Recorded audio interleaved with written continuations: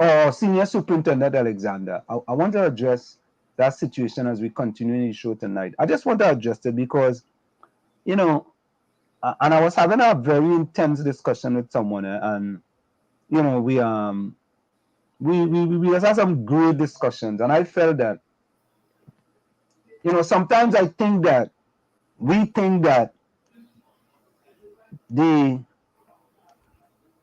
minimum of things that are happening is the maximum that's really happening, right? So we take the minimum and we make it the maximum, you know, and I think we tend to do that quite often.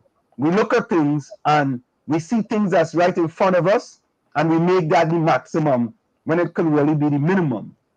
You know, for example, you know, as I said, I put up the 9 times tables on the board in my class, and when I get to 9 times 10, I put up 9 times 10 is 91. Now, if you were supposed to correct everything, I had 10% of the equation incorrect. And that's just one thing I had incorrect. But most humans will focus on the one that I had incorrect as opposed to focusing on the 9 that I had correct. And I think we as humans, that is what we tend to do. We tend to focus on the one thing as opposed to the 9 things that were correct. You know, and that's just our makeup. So what's the latest with Mr. Alexander? I didn't catch what's going on with him. No, there was a video you put out with respect to what's happening with the fighting in the schools, you know, and he made us a statement, and we go play it as we go along. And I mean, I hate to say it, but just the exact results the media house wanted is what they're getting out of him.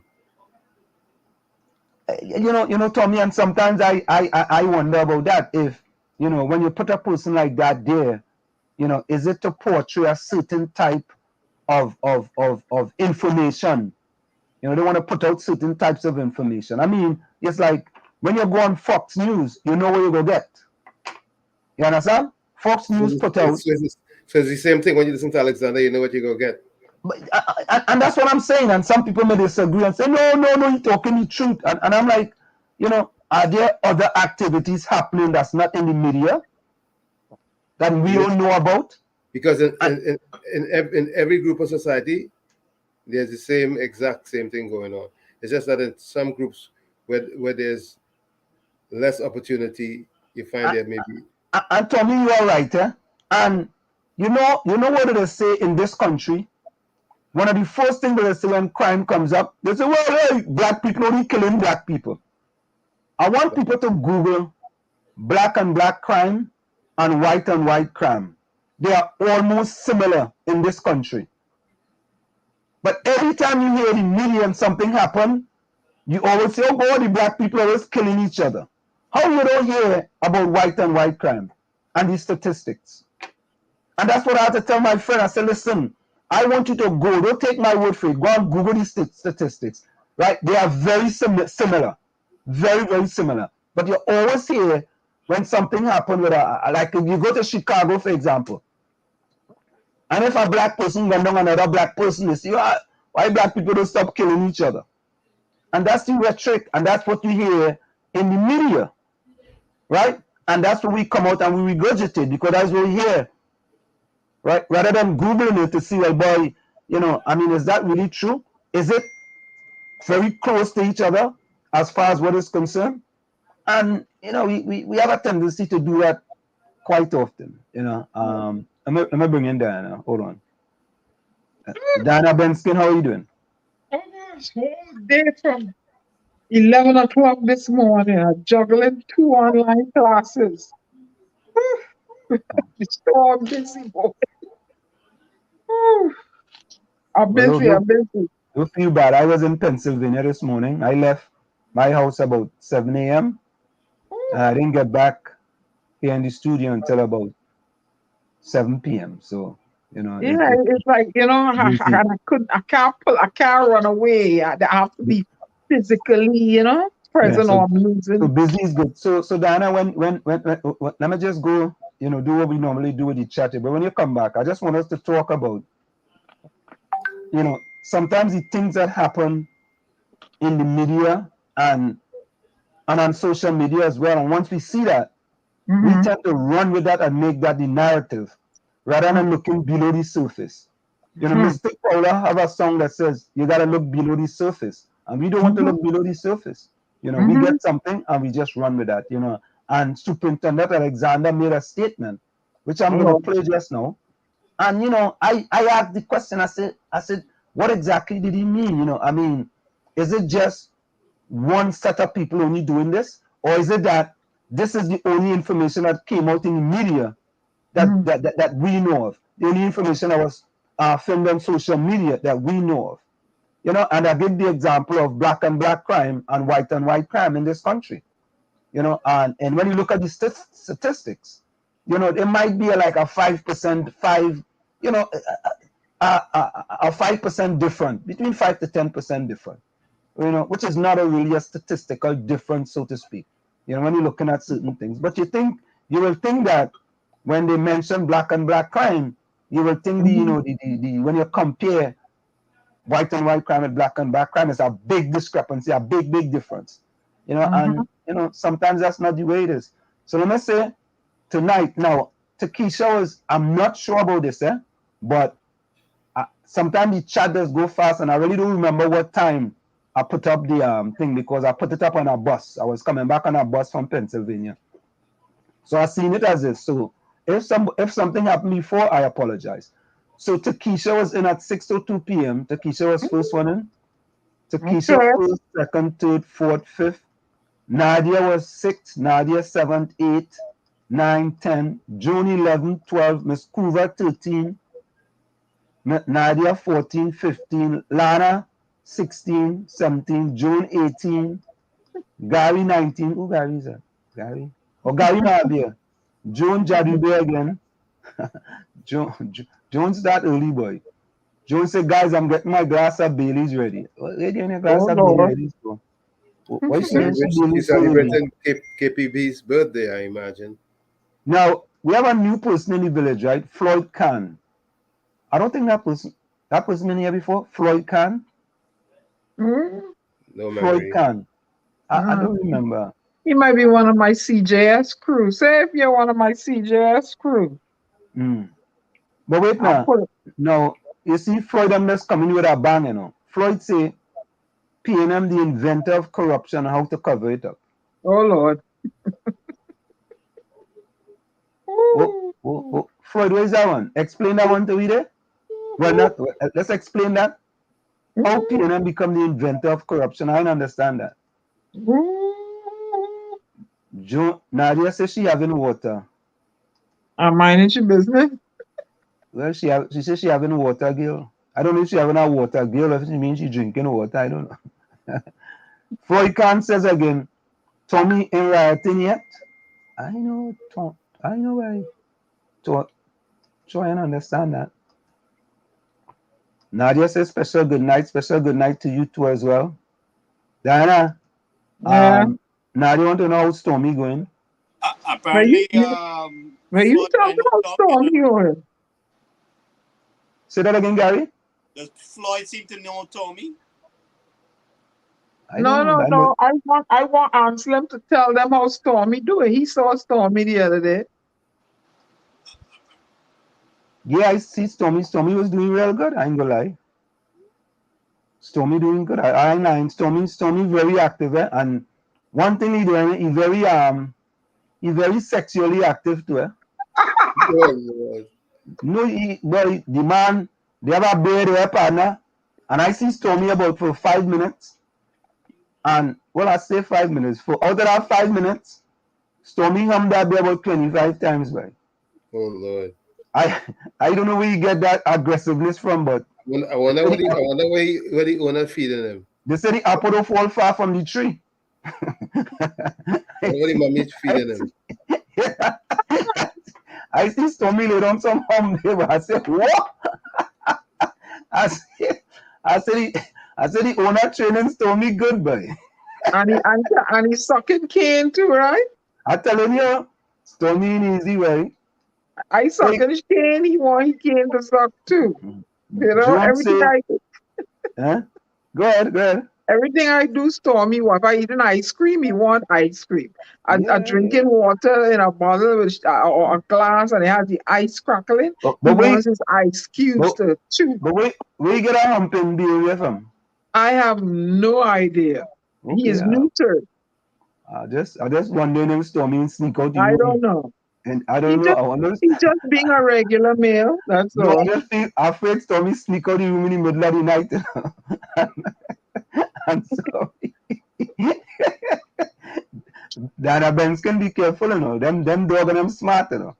Yeah, You know, yeah, he will get his wagon really fixed. yeah. Trinidad, Jones said Trinidad pain is yours. Jones says how you make your life. Hmm. Hey, Tommy, Nadia said, Tommy, well said, boy. What boy? Thank you, Nadi. Right? Yeah. Highly say a new law has to be written where parents will be charged and do jail time for their children fighting and committing crime in school and public spaces. Woo! That make no sense. Eileen, come on now, man. Come on now, man. Thank you, Come on. Lana. Yeah, Lana said Diana, she loved the earrings. Eileen, come on now, man. Oh, we have a Sandra Hossain in here. Never seen her before. Sandra Yeah. Hossain, where you from? Highly welcome. Blessings to you too. Unqualified and incapable for the position he holds. It shows in his comment. You know, I don't know if he is. I don't know if he is unqualified and incapable, but I think some of his statement is very wanting at times. Let me put it that way. You know what I mean? I think so. Who's that? Welcome. Eh? Whose statement?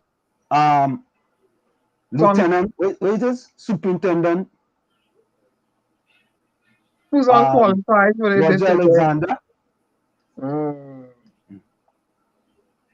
I reserve my comment. Okay, all right, we'll get back to that. Our first guest is already inside. Let's just finish through the chat here. Nadia says, I don't understand why people just say black people and white people. We all people. Yeah, all Whenever people they is kill people. it's a matter to me. Who come up with that? No, do all the DNA and you just might see something shaking coming out of that tree. Yeah. Lana says, highly charging the parents won't solve the problem. Dealing with the situation with the child and finding a solution to the problem, as well as making sure child gets an education boot camp. Lana, I see that one. In this country, right, we just have boot camp. Yep. Ellie say, Lana, when parents are held accountable, things will change because they will make sure their children behave themselves. I mean, parents have to be held accountable too, but you know, Ellie said, answer and be quiet. but listen to this, right? Do we know what a kid is going through before they come to school? Do we know what trauma that kid might be facing when they come to school, and when they come to school, they're acting out? But I could talk a lot about that. You're asking the right body. Do we? None of us don't know that. Right? No, you don't. All we see is the sort of the end result, and we pass judgment based on the end result. Right? Nobody knows what are the symptoms, but we are passing judgment on the end result and saying, hey, they should do this and they should do that. Right? Who knows? Maybe that child must be hungry and they didn't even have no breakfast for the morning. Right? And they're tired and they didn't have enough sleep. They ain't gonna sleep. Correct. They ain't gonna sleep for the night. And let me continue. They're being sexually molested by some member in the household. They're being physically abused. Look. And they see the mother getting beat every day. Every day they see the mother getting abused. Every day they see the mother getting abused. The father abusing the mother. Listen, I am not saying that the kids need to be responsible and the parents need to be responsible. You know, but we want to put a band-aid on a sore. That is what we want to do, right? A band-aid on a sore. But anyway, let me bring in our first guest, and we are going to get back to that. Yeah. So Jonah Green with Hailey. Yes, Hailey, you are so correct. Sorry, good night.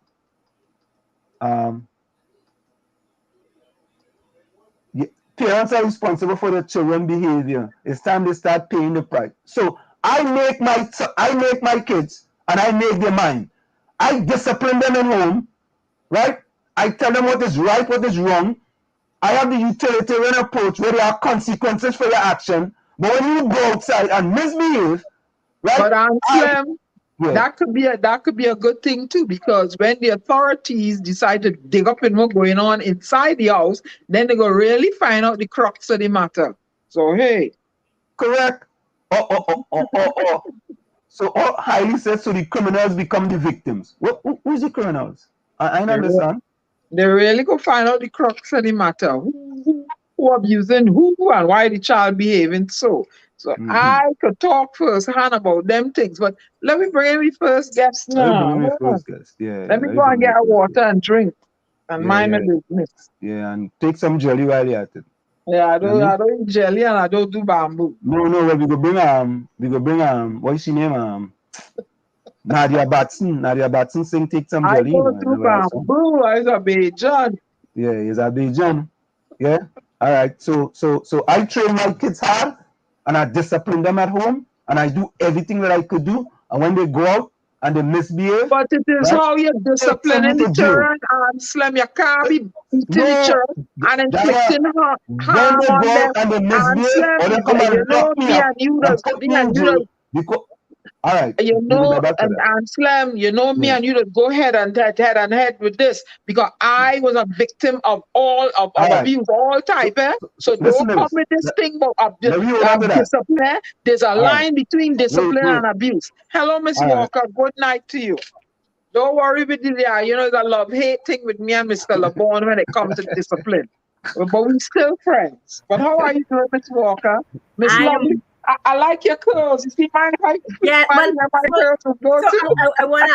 I have to. We just literally just came from on the ground and stuff. So I did not get a chance. I haven't actually gone home yet. But the curls looking nice, man. Yes. I sneak a room by my mom to do this meeting. So Rapunzel, let down your curly hair. Halfway through, I might put it up. But anyway, how you doing?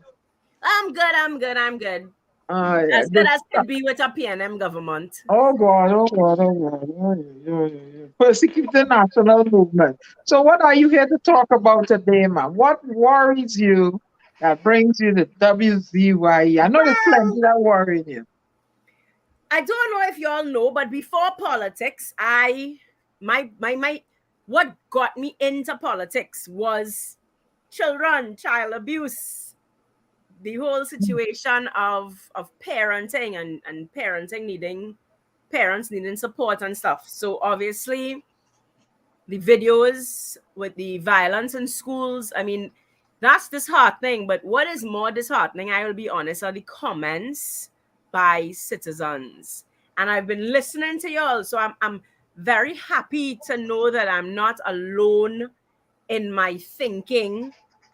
But we really have to go past some of these judgmental comments that I see our citizens dishing out. And it really, I don't mean to, I want to say this as respectful as possible, but it shows a level of privilege and it shows that you're not on the ground. If you're on the ground, you're walking with your eyes closed or, I mean, I don't know, because anybody who works the ground, you could tell they are not singing the same tune at all. They're not singing the same tune.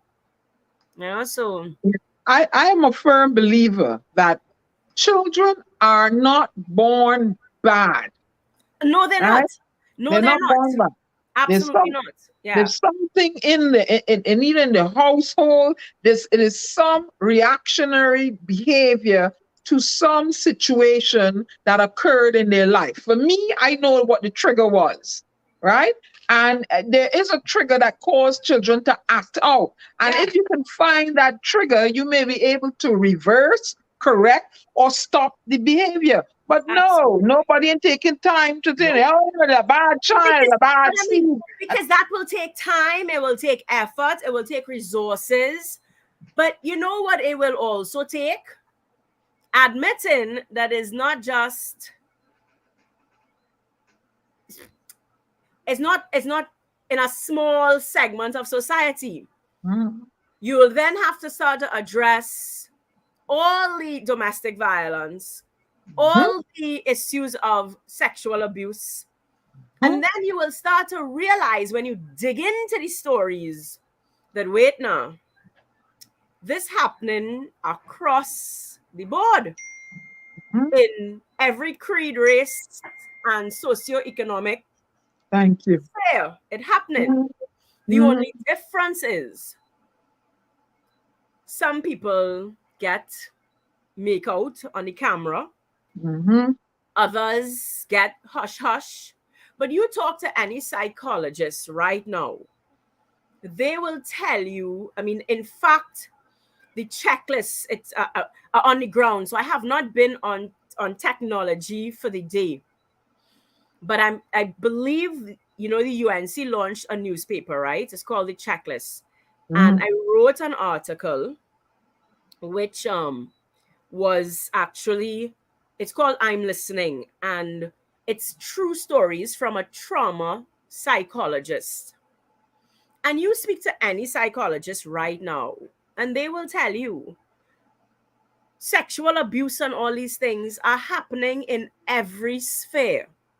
The only difference is who is able to hide it better, cover it up better, put on a good show better, or migrate and you don't really know better.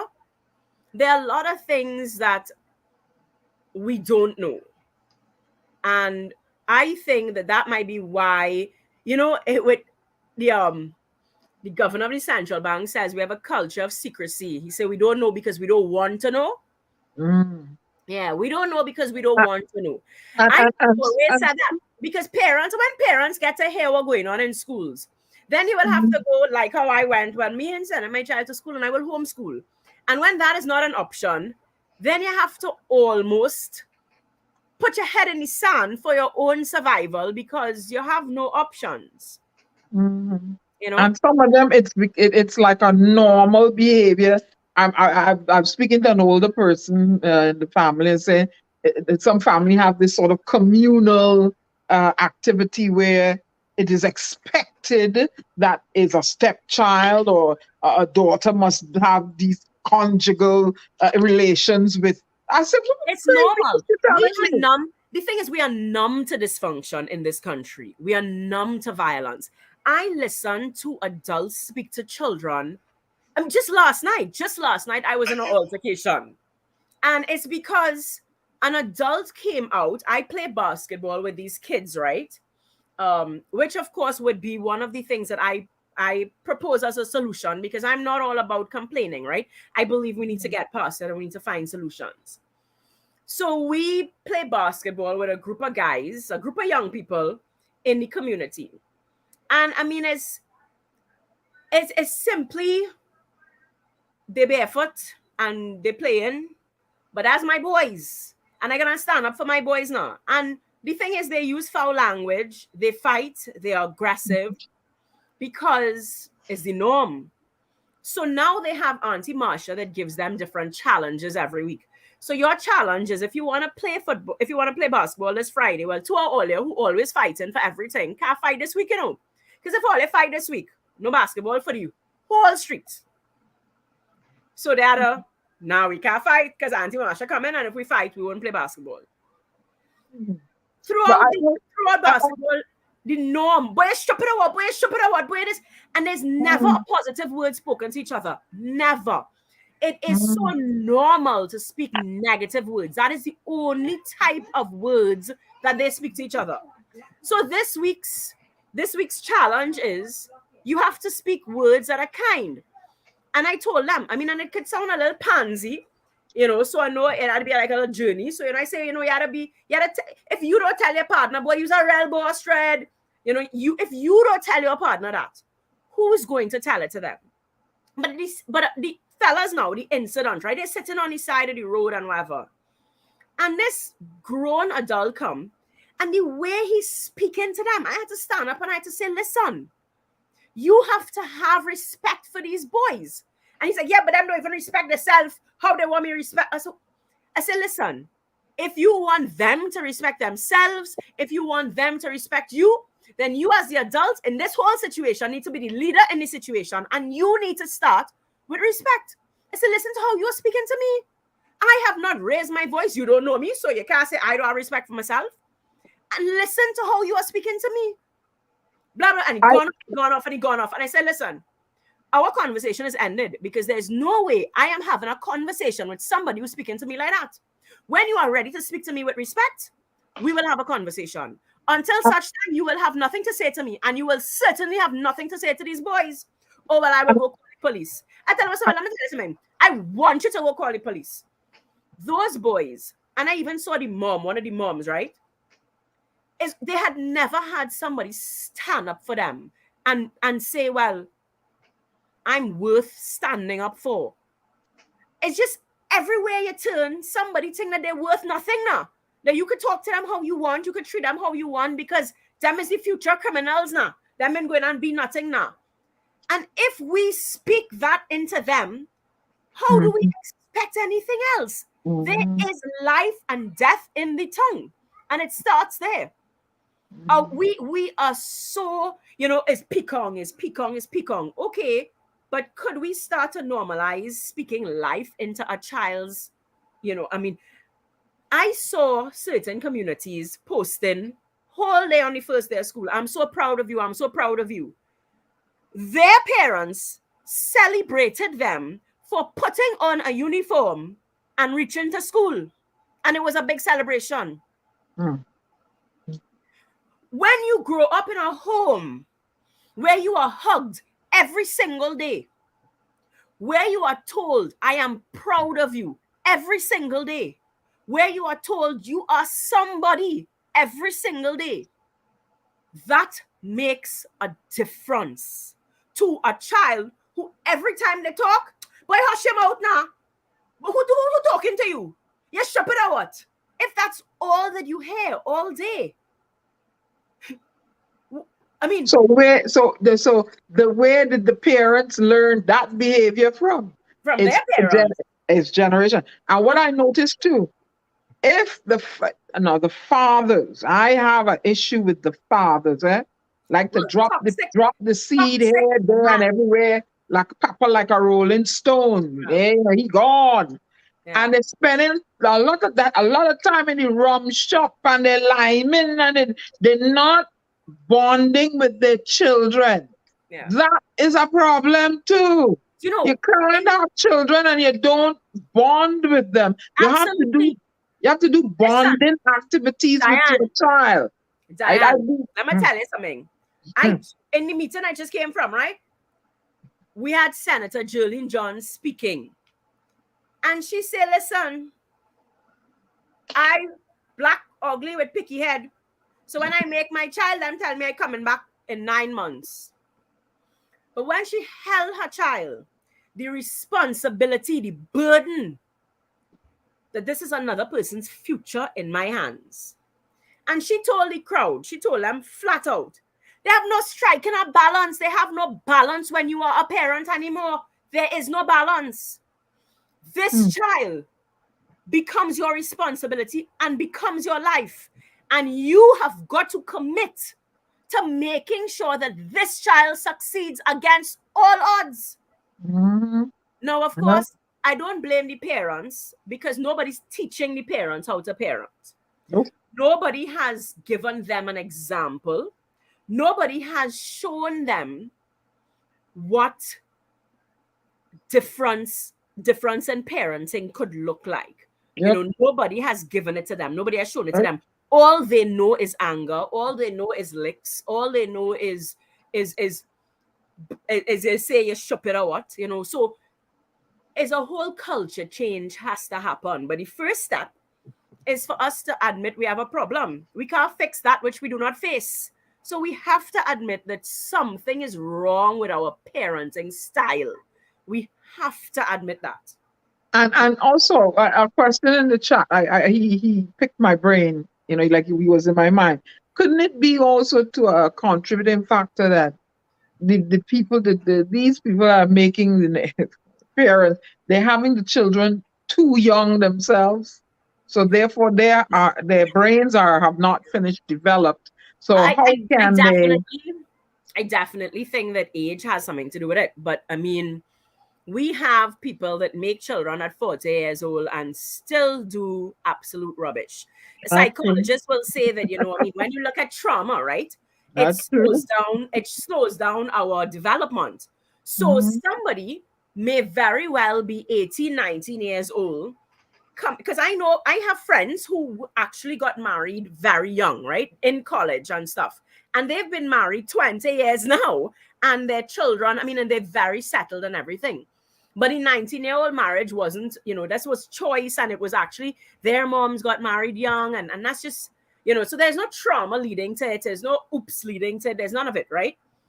That 19-year-old may very well be a more stable mom than a 30-year-old who was sexually abused from 6 to 26. So we have to take everything into consideration. So it's not just the age thing, because if someone started to be sexually abused at a very young age, I mean, we have a psychologist, I believe, coming on the call or something, so he will speak to that. Coming on later on, yes. Right? But we know that they're learning, growth stops at certain ages, and certain things are very difficult. Oprah Winfrey wrote a book about trauma, right? And I'm very into adverse child effects. I believe in ACE testing. I really, really, truly believe in ACE testing. I mean, anytime I am given an opportunity to sit at any ministry or anywhere like that, that's something that I would push for in terms of policies, right?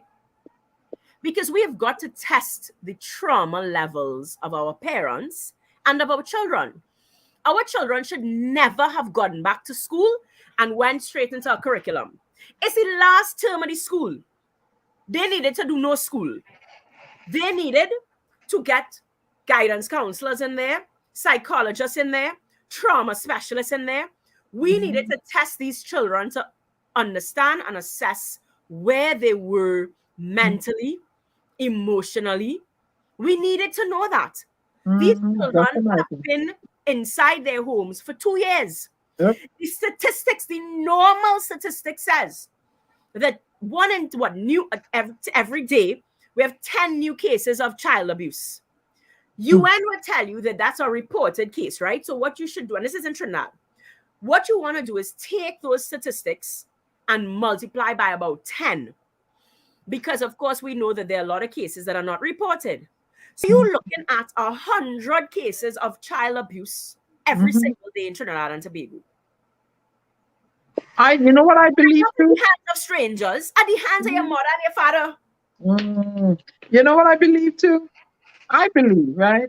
Like here in America, you don't touch them, 911, they come in for here. And I believe you shouldn't be abusing no child, but no marks on no child. Lord knows I've been through that. I have scars on my body to prove it. I don't like that kind of discipline at all. But that's not discipline. But that's not discipline. That's abuse. That's I don't like abuse. I don't like it why at all. is that happening? I don't like it at all. Back, right? Would that parent have been a sound, healthy parent? No. I don't know. She was a mad woman. I don't know. But anyway, they need to have some sort of law in Trinidad and Tobago where, especially you see the sexual abuse and the abuse. We have laws. We have laws. The problem is remove the child from the home and arrest the parent. You can't beat it. And you see them malicious neighbors that witnessing. Though, Diane. That's a challenge. A lot of people do not report it. So maybe, and I'm not a law expert, but so maybe what needs to happen is it has to move away. Like, for example, I believe the third party should be charged, like aiding and abetting, if it is that you know about it and you do not report it. Yeah. I believe that that's where we need to go, because I can tell you my first experience in activism, and I will always say it, was an 8-year-old coming up to me and saying, "Auntie, I've been raped." And I said, whoa, I told her, I said, do you understand? I have to report this.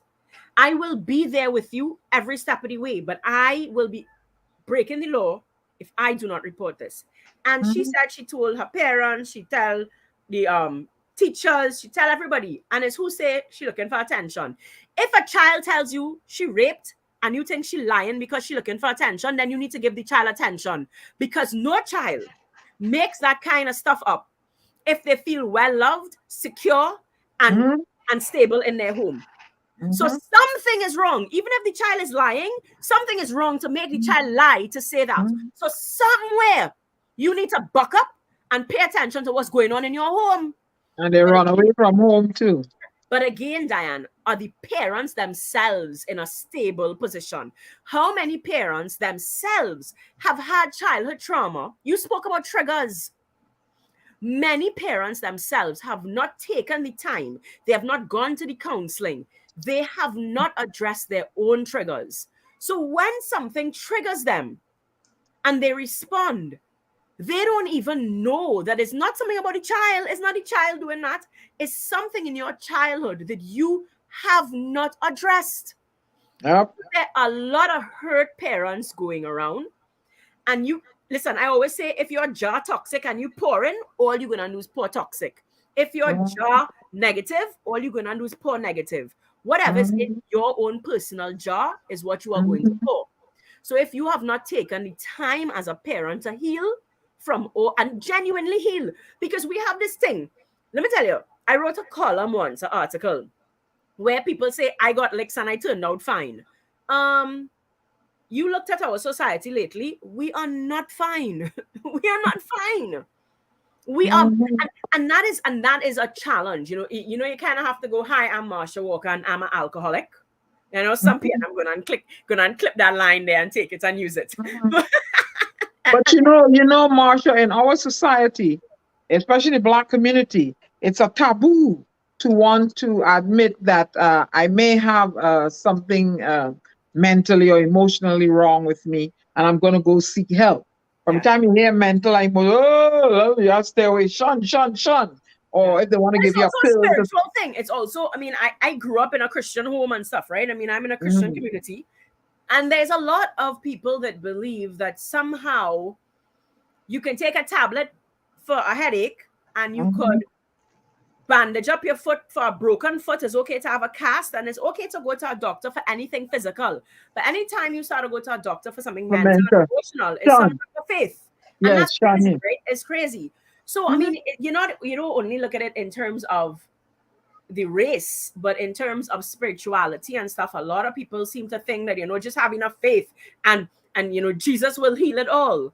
But, I always tell people, unless you ain't taking no painkiller, and if you break your ankle, I don't want to see you in no hospital putting on no cast, put your hand on your ankle and pray for it. Because it's a kind of a double standard that you're willing to put a cast on your ankle, but you're not willing to put a cast on your heart. You've got to take the time. And it's the same way Jesus has created emotional doctors, mental doctors. The same way there are physical doctors, there are doctors that can help walk you through a process that is a very necessary process to establish at what point in your life did somebody hurt you and you're stuck in that place. Because when I was going to school, you was at 12 and you can't get past a 12-year-old. Your heart, your brain, your development cannot get past a 12-year-old, and you was a big woman and you still acting like a 12-year-old because your childhood ended there and somebody forced you to grow up. And so again, Senator John said it today. People like to say, well, it's my time now. No, your time was as a child. And if you feel a need to have your time now, it means that somebody robbed you of your time as a child. So there's something that you're going back and you're fighting to get back because you didn't have it. When there was a point at 23 years old, Diane, I took time out because I was robbed of some childhood. And at 23, I was a general manager. I was making good money, but my friends were away living a college life, and I couldn't afford to go to college. But it wasn't about the education, but the college life affords you so much more than just the school, right? Being able to see a different culture, being able to experience different things. And I wanted that. I took a year off of being responsible because I felt as though I was getting to the age where it was time to settle down, whether it be to get married, whether it be to have children. And I knew to myself that whatever vice had to come out, whatever experiences, whatever travel, whatever needs to come out, because you cannot have children and now be thinking, I need to live my life vicariously through them. I need to, everything I didn't accomplish, I need them to accomplish somehow. They are holding me back because I haven't achieved everything, and there's a resentment because you've sacrificed for them. These things affect and that kind of resentment. And then one day the child says something and it make you feel like, oh, the child ungrateful, and you lash out at the child. And the child is acting like a normal child, but because you have a resentment somewhere inside of you that you haven't actually faced and worked out, you lashing out because the child ungrateful. That's a child's job, is to be ungrateful. That's their job. That's what they're expected to do at that age. I remember going to school when I was at both elementary and secondary school. I was troublesome. I got into fights and stuff because I was being abused at home, and I had a terrible thing happen to me at 8 years old. Nobody addressed it. So nobody in those days, nobody understood this child. So those closest to me would label me, oh, Diana, just crazy. But I had friends. We have reconnected in a chat group as adults now. And there's one particular person, she's a teacher, and she used the word, she thought something was a little shaky with me. So I sort of, I said, wow, I was displaying those traits of being abused. It was my coping mechanism. I didn't know how else to cope. I was dealing with adults that were waging a war against me, that I didn't know anything. I don't know what's going on. And I found out the best coping mechanism possible. So to my peers in elementary school, they thought I was a bit shaky with this Bajan accent. And she said I was always sad and always alone. But nobody knew, you're talking the 60s. No, in 1966, 67, 68. Ain't nobody, who I'm going to go tell what was going on? It wasn't an open society like now. We are on Facebook or nothing. So who you going to tell? You get more licks again. So I was very confused. But we're going to be approaching the top of the hour. Anselm, you want to chime in? Yeah, we're gonna go for a quick station identification. It's in the village with the DAG Triplets and WZYE 95.9 FM. Of course, folks, I'm here.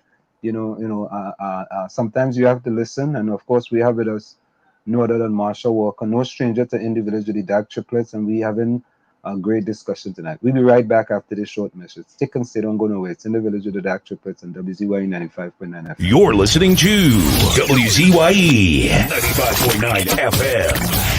You are listening to WZYE 95.9 FM, the most influential name in Caribbean radio in the tri-state area. Broadcasting from East Orange, New Jersey, the most influential name in Caribbean radio, WZYE 95.9 FM. We are back with you. It's in the village with the DAG Triplets on WZYE 95.9 FM. We lost Marsha. Oh no, Marsha is still there. No, I'm right here. I'm right here. She's still there. Okay, Marsha is still there. You keep the woman out of the studio. Let me go to a few comments in the chat real quick. Let me see. Here. Lana says, well said, Ansem. You don't make kids' minds, but parents have to have a part to play and also seek help if needed for the child. Highly say, them children need to face adult jail sentence for their behavior because they're terrorizing other children in the school. Something serious have to be done. I mean, what does it do to put kids in jail? How does that help anything? I mean, it just, anyway, all right. All right. Sometimes kids make up their mind. Lana said sometimes kids make up their mind to act the way they do not matter what their parents do or try. School is for learning, not a UFC octagon, right? No child is, according to, that's highly, Lana says no child is born bad. Lana also says parents don't pray with their kids anymore. They don't even sit and have a meal with their kids. I said that. Yeah. Highly said if the mother and father is criminals, maybe the behavior get passed down to them in the gene. We don't know. Oh my God. That is a fallacy. You are listening to WZYE 95.9 FM. Did you want to say something, Marsha? Marsha is muted. Well, so there are actually statistics, you know, out of a study that was done in terms of, you know, how many children that are in jail now, or how many people that are in jail, that they would have actually had one parent or two parents do some kind of jail time as well. Yeah. You know? No, But I would right. disagree with that. It is not a genetic, it is a behavioral. No, definitely. No. It's definitely not a DNA thing. No, it's but that's the whole thing that we were talking about, right? You know, that example. What are they seeing at home? You know, so it's and that's so when parents talk about, probably, but not a genetic. I'm listening to people saying, you know, you can't make up your children's mind and whatnot. But I think that's a real lazy sort of way, or again, is not wanting to look back and say, okay, well, if my child is acting that way, where did they learn it from? And are you prepared to see that maybe they're learning it from you? Or did you fail to protect them and keep them from learning it from somewhere else? You know? They had to learn it from somewhere. They don't just wake up in the morning, and it's certainly in passing on to no DNA. So if a child is behaving a certain way, the buck stops with the parent. So this kind of I make the child, but I didn't make up the child mind is rubbish. Is absolute rubbish. Because there's somewhere along the line that you either didn't protect the child. So, and I mean, it might be a poverty thing where you're working nonstop and the child on the corner, but it's still, you allowed the child to be on the corner and be influenced by somebody other than you. Listen, no matter what, if it means I cannot take a job, you know how many jobs I could have taken, we could have been driving an Audi, but I chose to give up my big time career to be at home with my daughter. And I was a single mom at the time. So it wasn't like there was money coming in. I made that choice because I knew there was nobody else who was going to protect my child but me. When she wants to go and watch basketball, I don't say, well, you know, you ain't playing today, so take a break now. Because I appreciate that basketball is her thing. You know, you got to watch the game, you got to support and whatever. Is mother, father, sister, everybody jumping in that car, way behind you because she getting older now. She want to line with her friends and stuff. So we're not next to you, but we are driving you there. We will sit where we can see you, and you will come in our car and come back home. That is the only way you make sure your little child, your pretty little 12-year-old who's starting to show some signs of feminine features and stuff, not going to end up in somebody's hands. And parents do not understand the work that it takes. You look at a lioness, protect its young. Look at the animal kingdom. That is my child. Don't tell me about your hovering over the child or you're covering. That is my child. And I want to address something here. One minute, Dana, could you hold 1 minute? Let me just finish this here. All right. Let me just finish up some of the things in the chat. Hailey also says, I believe if I'm a murderer, there could be a chance that could pass down in my gene to my children. So now we have murderers' genes now. Psychological disorders may be genetic, not that unless it's, you know, it stems from a schizophrenic or some sort of stance, but that's not. example. That's example. That's not inside No, of you. no, That is no, just, no. No. There's a gene that they have sequenced. That's a murder gene now. You could go and take a It's a test, murder gene and they could now. tell you Okay. now, honestly, you see you could be a murderer. All right? Because your father was a murderer, so you could be a murderer. A new gene. Oh, I also no. said parents who do the good parenting, who do good parenting children is the one who facing terrorism by other children who come from bad parenting. Something has to be done. I Lana see says, here Marisha Ransom. I want to address something here. go ahead. She said, that's crazy. I made my children after God, so I make their minds as well. Marisha, and I want you to listen to me carefully, if my boogie monster mother had a chance to make my mind, I don't know where I would be today. Because her other children she has for her husband, they behave differently from me. They don't speak to me because I speak about the abuse she inflicted on me, right? So if she had a chance to make my mind, I probably would be dead today. So that statement, I will disagree with you there. I had my own mind. She probably was instrumental in setting, rules in the house and stuff. But I am living proof. You can do whatever you want for those children, to those children, provide, but they're going to go their own path in life. And some of us, we will listen, we will take the good from the bad, or we'll take the bad and we'll make it good. So don't say you make your children and you make their minds. Not true. Not true. Yeah. Point, right? Point of reference. Not right? true. My mother had 6 kids, right? And I am the only kid in the family that runs. So did my mother make my mind differently than she made the other 5? You made up your mind you was gonna run. I made up my mind that you I don't make wanted it to be a runner. My mother and father didn't make that for me. If you that make your mother children's minds, then you are a bully mother, or it's a cult. Your child has the right to make up their mind what they want. You can be instrumental in guiding them along certain roads. You can give them wisdom. You understand? But you can't. No. After they get adult stage, they'll be like, all right, ma, yeah. They're gonna do what they want to do, and God is good to instill in them. That is a good way to I never tell anybody don't tell the child about God. But when you say that you make their mind, you do not. And anybody want to come on here and say that I lie, prove me wrong.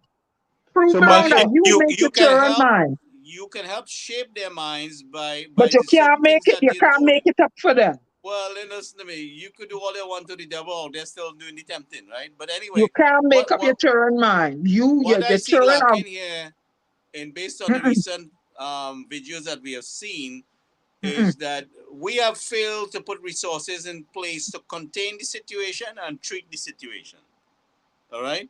So that is what I see that's lacking. The staff that was there was unable to really contain that situation. It was way out of hand. The kids demonstrated no respect, and they were unable to really contain it. We need the security forces in place to contain the situation, and simultaneously you need the psychologists and the religious leaders and all the other resources to treat the situation. So there's treatment and containment has to be taken place. The government of Trinidad and Tobago has conducted itself very arrogantly. They don't want no advice from nobody, and if you're wearing a different color, I guess, other than red, they don't want to hear you. But anybody that's outside the red circle, regardless of what color you're wearing, they don't want to hear you. Trinidad and Tobago only belong to red. So, but anyway, what I'm saying to you is a lot of arrogance has where we are, and that's what's really causing the problem, but because Gary, they're not taking advice. The Red Party themselves had a parliamentary public hearing, whatnot, where they brought fancy people and they give them really good advice. They gave them a report, We spend money on it. And then why didn't they implement it? So it was what? A mama guy? Because I was so impressed when they had put together that committee. I knew some of the people on them. I met them. That was when I had my Care Parenting television show. I was so impressed by the report. How much years later? Nothing. So what was the point? You wasted these professionals' time. Chris Watson, we used to talk about what? The child is as strong as the people taking care of them. Well, Chris, if I only had the strength of the boogie monster that got beatings from her husband, I don't know where I would be today. Because let me tell you something, Chris. I'm glad I'm stronger than she. Because I will not be standing for nobody putting their hands on me. Because I saw that. She put up with that. So if I only as strong as that, I don't know where I would be. People be walking all over me. So I disagree with your statement there. I made up in my mind what I saw in that household. No. Number one, you're not hitting me. Number two, me making a bandwagon at church and dragging behind me looking for who to mine. Number three, I go and get my education because I saw education with no job. Me, you're waiting every Friday for a man to come and pelt money on the table at you. That's what I saw as a young girl. I say, hey, that ain't happening to Diana, not me, no time soon. And it has never happened. So I made up in my little mind somehow under the guidance of Dr. Anna Mahes. Now, God know, I had to go there. Had I gone to another secondary school, I don't know how I would have come out there, but I saw Dr. Anna Mahes. I saw Alice C. Gobin. I saw Judy Alcantara. I saw Cecile Carrington.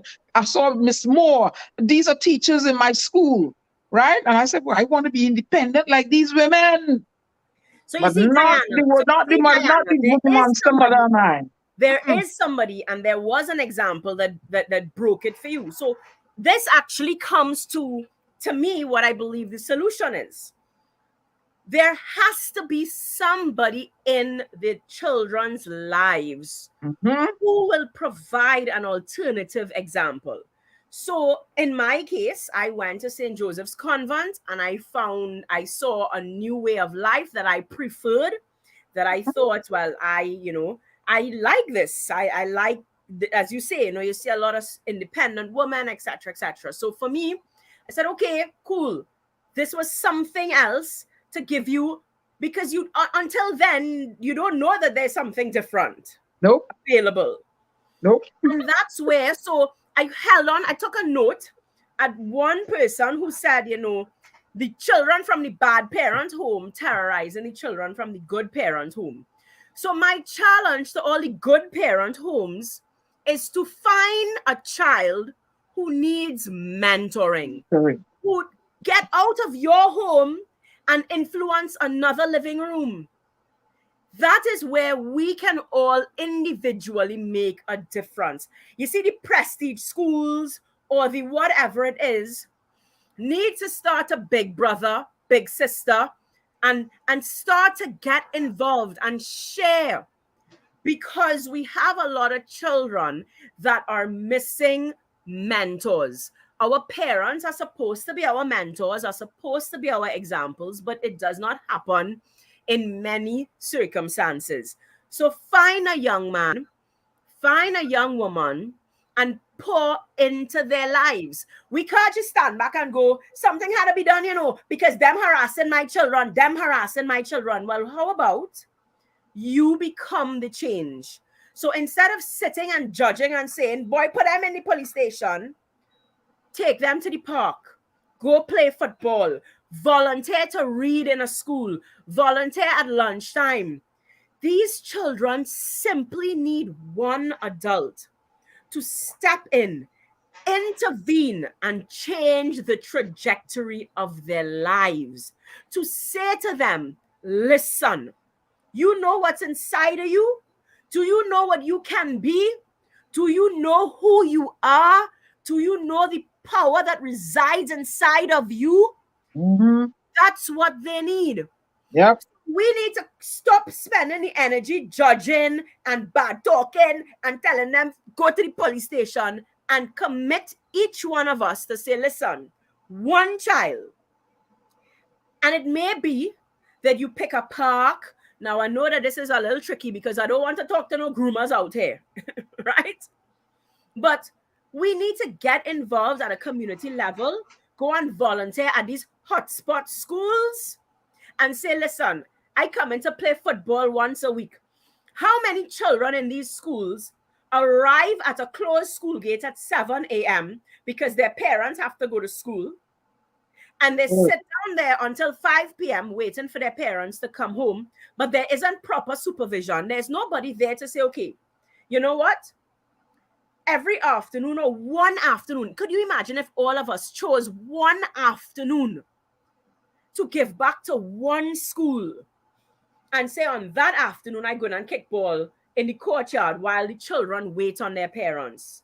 Or those who could financially afford it, you go and, you know, a little pizza with one class, something that shows them that you are worth more than throwing you in jail and forgetting you. You are worth my energy. You are worth my money. You are worth my time. You are worth my stress, because our children are worth our stress. We are worth the, you know, our children see that they're worth the gas money to drive wherever to and from basketball. They're worth up every night to do homework. They're worth the stress. They're worth, I will talk till I blue with my daughter because she is worth it. You are worth it. Somebody needs to show these children they are worth it. And we have an opportunity to do that. We have an opportunity to create change by coming away from the judgment and all of that and saying, I am going to find one child and make a difference in that one child's life. We have to do that. We don't need a government to do that. We don't need yellow, red, blue, nothing to do that. This is beyond party. This is country. This is a child. This is a human being. This is our job as a society. You know, they have an African proverb. We like to hear it takes a village to raise a child. But I want to say another African proverb that's not as popular. If a child is not embraced by a village, they will burn it down to feel the warmth. And that is what we are seeing. We have not embraced these children because it's easier to call them names, to tell them, lock them up and put them in prison. We have got to embrace these children, embrace them as if they are ours, if they are ours. And if you want to look at it selfishly, know that if you don't embrace them, they come in to harass you. If they don't come and harass you, when there's big man and woman, they come in to rob you and they will come to murder you. So it's best to do it for your own selfish desire. Go and help them now. So if you can't think beyond your own selfish desire, know that some form or fashion they will harass you. So it's best you go and pour love into them now, so that 10 years down the line is love coming back to you. That's right. Like a gunshot. You know, Marsha, you're preaching it. You're preaching it. Frederick Douglass also said it's easier to build strong children than to repair broken men. You know, and Marsha, as you talk about that, right? When I worked at the New York Stock Exchange, they had a program where that they will give you a little training and then send you back into your old high school so they could see examples of people who have come through the trenches, so to speak. And the high school I went to was in Bedford-Stuyvesant. You know, when I went to college, people used to ask me if I used to go to school with a gun because Bedford-Stuyvesant was so bad. Now, this program used to send back kids from these schools now who are working on Wall Street, working in financial district, and send them back into the school to talk to these kids. And I can tell you, just as you say, mentoring, it makes a significant difference for a lot of these kids to see, wait, boy, this fella come through here and he now working in the financial district, he working on Wall Street. You know, but then I can make something of myself too. I don't have to go down the other track, and you are absolutely right. And I want to say something else. My friend coached at, I think it's now called St. Francis, is former Belmont Government Secondary School. Coach at Belmont Government Secondary School. It's called St. Francis now, I think. And when I came home, he said, Sam, I wanted to come and talk to the kids.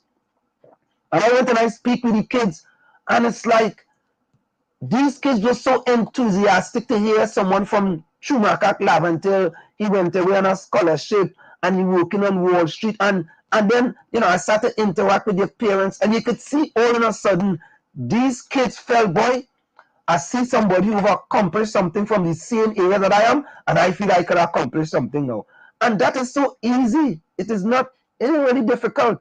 As you say, if you take one day out of the week or one day out of the month and go into the school, play football, play basketball, play netball, something with the kids, because the kids will now see that you care about them, and not only that, you're keeping them busy and you're keeping them tired too as well. So I mean, we really have and some a few laps would have helped break down all that fighting in the school if they had taken them out. If they had started, well, that's what I'm saying. If they're tired, if they were playing football, they wouldn't they wouldn't have time to fight. No. Yeah, and I think, as you said, the easiest thing for us to do is to condemn these kids. Is the easy thing to look at them, a bunch of hooligans. That is all they do. The mother ain't training them with the mother, with the father. But anyhow, Marsha, someone also said, and some find out from Marsha, what is the age that young women have babies, and how much that babies is out of wedlock, and how much babies father one young woman has. You see again? No, we do have a problem in Trinidad. We do have a very high rate of teenage pregnancies. But again, that's a kind of Keith Rowley thing now. Rowley's go, well, we're a violent society. Okay, thanks, Captain Obvious. The facts can tell us that. What we need to do now is go beyond. So, okay, we know we have a high level of teenage pregnancies. We have a very high level of teenage pregnancies. And why is that? Why? Exactly. And so to just say, well, we have a high level of teenage pregnancies is not the answer. We need to establish why, and we need to start to fix it. That's what we need to do. We need to start to fix it. Right? Mm-hmm. But again, when you have girls who have not been taught their value, who are seeking love in all the wrong places, who do not have a father figure to pump love and that kind of self-worth into them, then what do you expect? That is what is going to happen. A child, a girl child, depends on her relationship with a father, with her grandfather, with her uncle. She needs somebody to say, listen, you did it. And if they don't have that, they're going to find love. I mean, it sounds cliche, but they'll find love in all the wrong places. They look for it in all the wrong places. But we can organize the community structure. It seems to be lacking. The church needs to get outside of the four walls that they're in. Well, don't get me started there. Because I know people the police needs to be trained and educated on how to handle these kids. It's not beat him up, shoot him up, and throw him in jail. There's certain situations you have to handle differently. And if you have to kind of put a little fear in them and chastise them, that's okay. And also too, the women have to take responsibility for themselves. Okay? Go to the clinic. They have things selling at the pharmacy. All the storm that say the thing right and clear and direct. You want to go and play with the candle? Go to the pharmacy, go to the family planning clinic, and take responsibility for yourself. Nobody tell you to go and play with your candle, but take responsibility for yourself. You are most likely going to be the one ending up with the burden, the child to carry, and he gone rolling like stone, moss gathering, no stone, no, rolling like papa like a rolling stone. Young, you women, take responsibility for yourselves. All right. Well, Diana, so the law has to change where we hold these men responsible. But the women have to take responsibility for themselves too. You have one rumble in the hair and you went on and it's not happening. So then we have to put things in place. But Diana, I'm telling the woman to take responsibility. No, but Diana, do you know in a lot of cases it's not an accident pregnancy? I did I did some community work, and I asked the mothers up front because they all had a lot of different children with different guys. And the guys ask because that's all they have in terms of legacy. So they literally tell you, well, you know, make a child for me now. And you are so desperate for love that you do it. Somehow thinking that if you make a child, they'll stay. And I mean, it's weird because all the evidence is there to show you it doesn't happen. But again, understanding there's some psychology and stuff that definitely needs to be worked on. And this is why we need less police presence. We need more psychologists. We need to address. I don't agree with you. Address the thinking. Marsha, we do need the police presence to kind of. Well, no, I'm not saying we don't need it, but we don't have a balance of the deep-seated issues, the counseling, the working with them, the mentorship, the helping them understand, you know, family planning, helping them understand that making a child for a man is not the way. So we have a lot of police.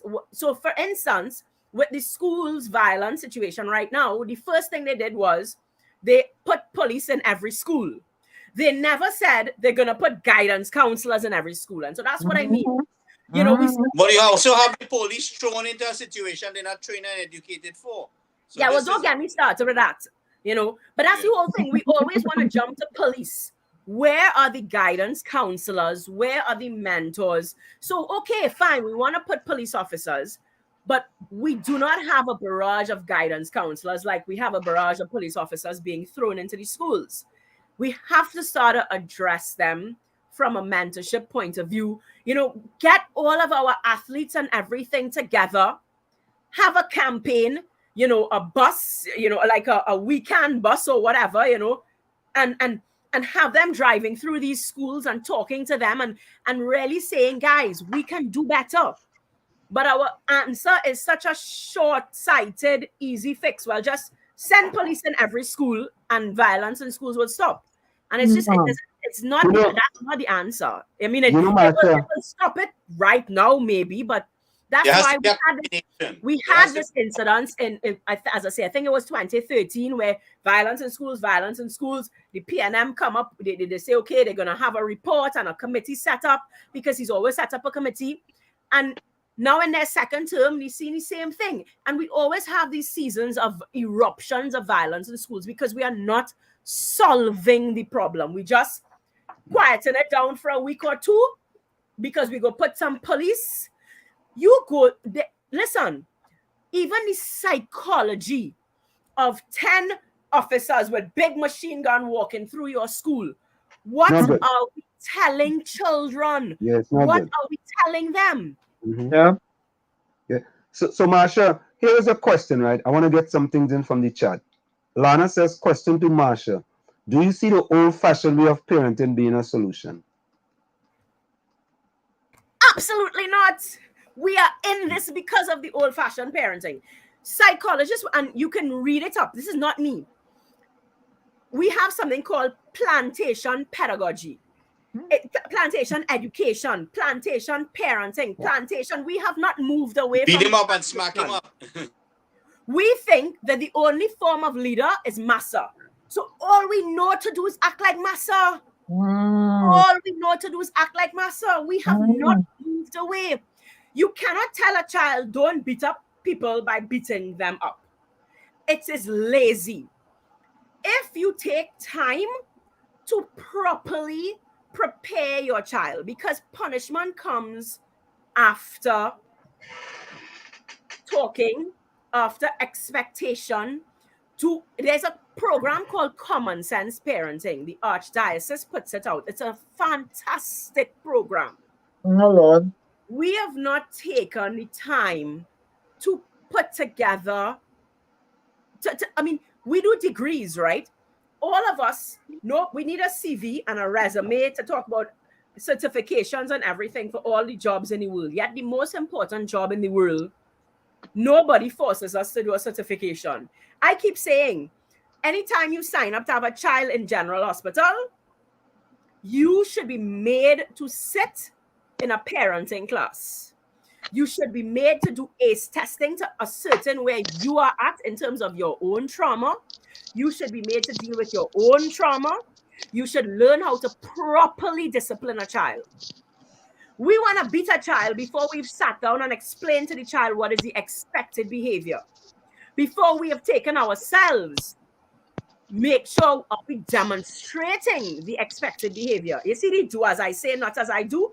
Most toxic form of parenting ever. Ever. Children learn by what they see, not by what you tell them. So Marsha, someone else also says, that guy, Ellis says, that guy did the song Bring Back the Old Time Days, and everybody loved that song. Old Time Days was control licks. He says, Marsha, you are wrong. Well, you know, the thing is, right? We can go on emotions, or we can go with what the studies suggest. It's either we decide we want to learn, we want to grow, or we decide we just want to be stubborn and think we know best now. So we know better than the psychologists and all the research and everything. 51.5% of children that are in jail right now all got licks. They all got licks. So there is nothing to say, okay, well, licks make it. And more licks inside the jail. And more licks inside the jail. Right. But again, what about, so you want to, here's where the old-fashioned parenting might come in. Go and play cricket with your children. Or when parents may have been on the field with the children would have been there, cultivating together, growing the lettuce and whatever together. So the time, what young parents are missing is time. Because we have this new rat race where we work ridiculous hours, and the SCA and the what children have to overproduce and parents have to overproduce, so there's no time. That is where the old time days need to come back, where we cooked together, neighbors knew each other, neighbors played, etc. But let us not pretend that the village burned down the children back in the day. The village that was supposed to be taking care of our children was properly abusing them, etc. So there are certain things that we can take from the old time days, but let us not pretend that the old time days was all perfect. Otherwise, we will not have a generation now, because understand something. The parents that we're complaining about now were raised by the old time days parents. So obviously something went wrong, because now the adults that we are complaining about were raised with that old-fashioned parenting, and it simply didn't work. It just didn't. It did not work. I'm sorry. And times have changed. Well, we need to remove all those dinosaur leaders that's running the country. Number one. Anselm, your good old friend Alice Laborde say is what is old time licks that make Anselm the gentleman he is, and a little licks to keep the prisons from overcrowding. Mr. Laborde, licks or over abuse made me live with PTSD today. So you have to be very careful with that word licks. You have to be very careful. All right, because it's a very thin line between discipline and abuse. The minute you have to take up something to enter a belt, a piece of wood, and all that is abuse. I don't care what all they want to call it. And at the force at what you're hitting this child with, and you're leaving a mark and blood flowing. And then on top of that, you're getting the verbal part. And on top of that, you ain't getting no food to eat. And on top, Alice Laborde, you know me and you just go look. Well, look, get me started now. All right. I think we need to get past. I think that's a fairly lazy form of parenting, because we don't want to take the time to talk and set a good example and create an environment where the children could thrive. Why you have to pick up wood and belt and right? Our standard is so low. We right now we just try to stop violence in schools. How about we get to a place where our children are really thriving? They become thriving adults. So they're able to express themselves. They're able to communicate properly. They're able to express their feelings. They understand how to appropriately recognize their feelings and figure it out and work through it and process it. How about we get to that level? I mean, could we stop thinking third world country here and really become a progressive nation where we ain't cussing down the place at every red light? We don't, I mean, you go to a gas station and nobody lining up, and somebody lining up and another person don't line up, and they turn around and say, where you go do me, beat me? I mean, we are not where we should be as a society. Can we move past just, well, we're not like going to jail? Can we become a society that's actually really progressive, like self-actualization level, not just at this basic, well, once in Trinidad right now, you're successful if you could just hold on a job and you ain't have nobody in jail. Like, could we move past that? Can we really move past that? Let me address. Marsha, Go ahead. Alice wants to know, what's your views on discipline? I believe discipline to be and I will have to use my own, life, I guess. This is what is expected of you. And I am going to set the example, because I'm not going to expect something of you that I do not expect of myself. Obviously, I am 38, 39 in a few weeks. You are 12. So there are certain things that obviously just age differences. We can't be equal, right? But this is what is expected of you.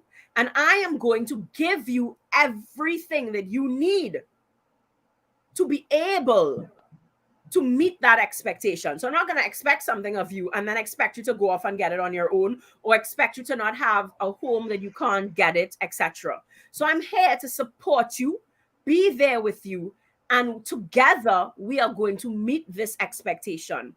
Do you understand the expectation that I've just laid out for you? And if you have not understood it, okay, let's try another way to explain it. Because when we leave here, I need to make sure that you understand what is expected of you. So is it a situation of, like, for instance, basketball? What do I expect of you in basketball? I expect that when you come home, your clothes are put out to dry, because you do not leave your sweaty clothes on the floor. If I have not gone through the expectation, then when she comes and she does it, I cannot say, well, strip it or what? How you going to leave your clothes there? And you go off and you go off and you go off. Have you taken the time and the patience to go through what the expectation is? Or you just assume that she beg and have sense? Your beg and have sense is the most stupid statement ever. Who teaching you? You beg and you have sense. Who teaching you? When you come into a new job, somebody takes the time, they go through orientation, they train you. You have to know how you feel as an adult. When you go to a job and they just drop you in there and they tell you you're stupid because they didn't know what to do, don't you turn around to your manager and say, but you haven't taught it to me. So discipline to me means setting an expectation, properly training the child to meet the expectation, equipping the child to meet the expectation. And then if there is rebellion, because there's a difference between I've not been able to meet the expectation because I may not have understood it, because I am human, because they are not perfect. So we expect from children something that we ourselves can't live up to. They are not perfect and they're going to make mistakes. But their mistakes ought to be genuine, not from a place of rebellion. And we are there. I like to call myself a bungee cord, because I want my child to jump off the cliff and fly. But I'm either a trampoline at the bottom to make sure you ain't crash and burn. I'm a bungee cord to pull you back up. So I'm there with you, helping you navigate your life, setting the boundaries that are expected. This is who I expect you to be in public.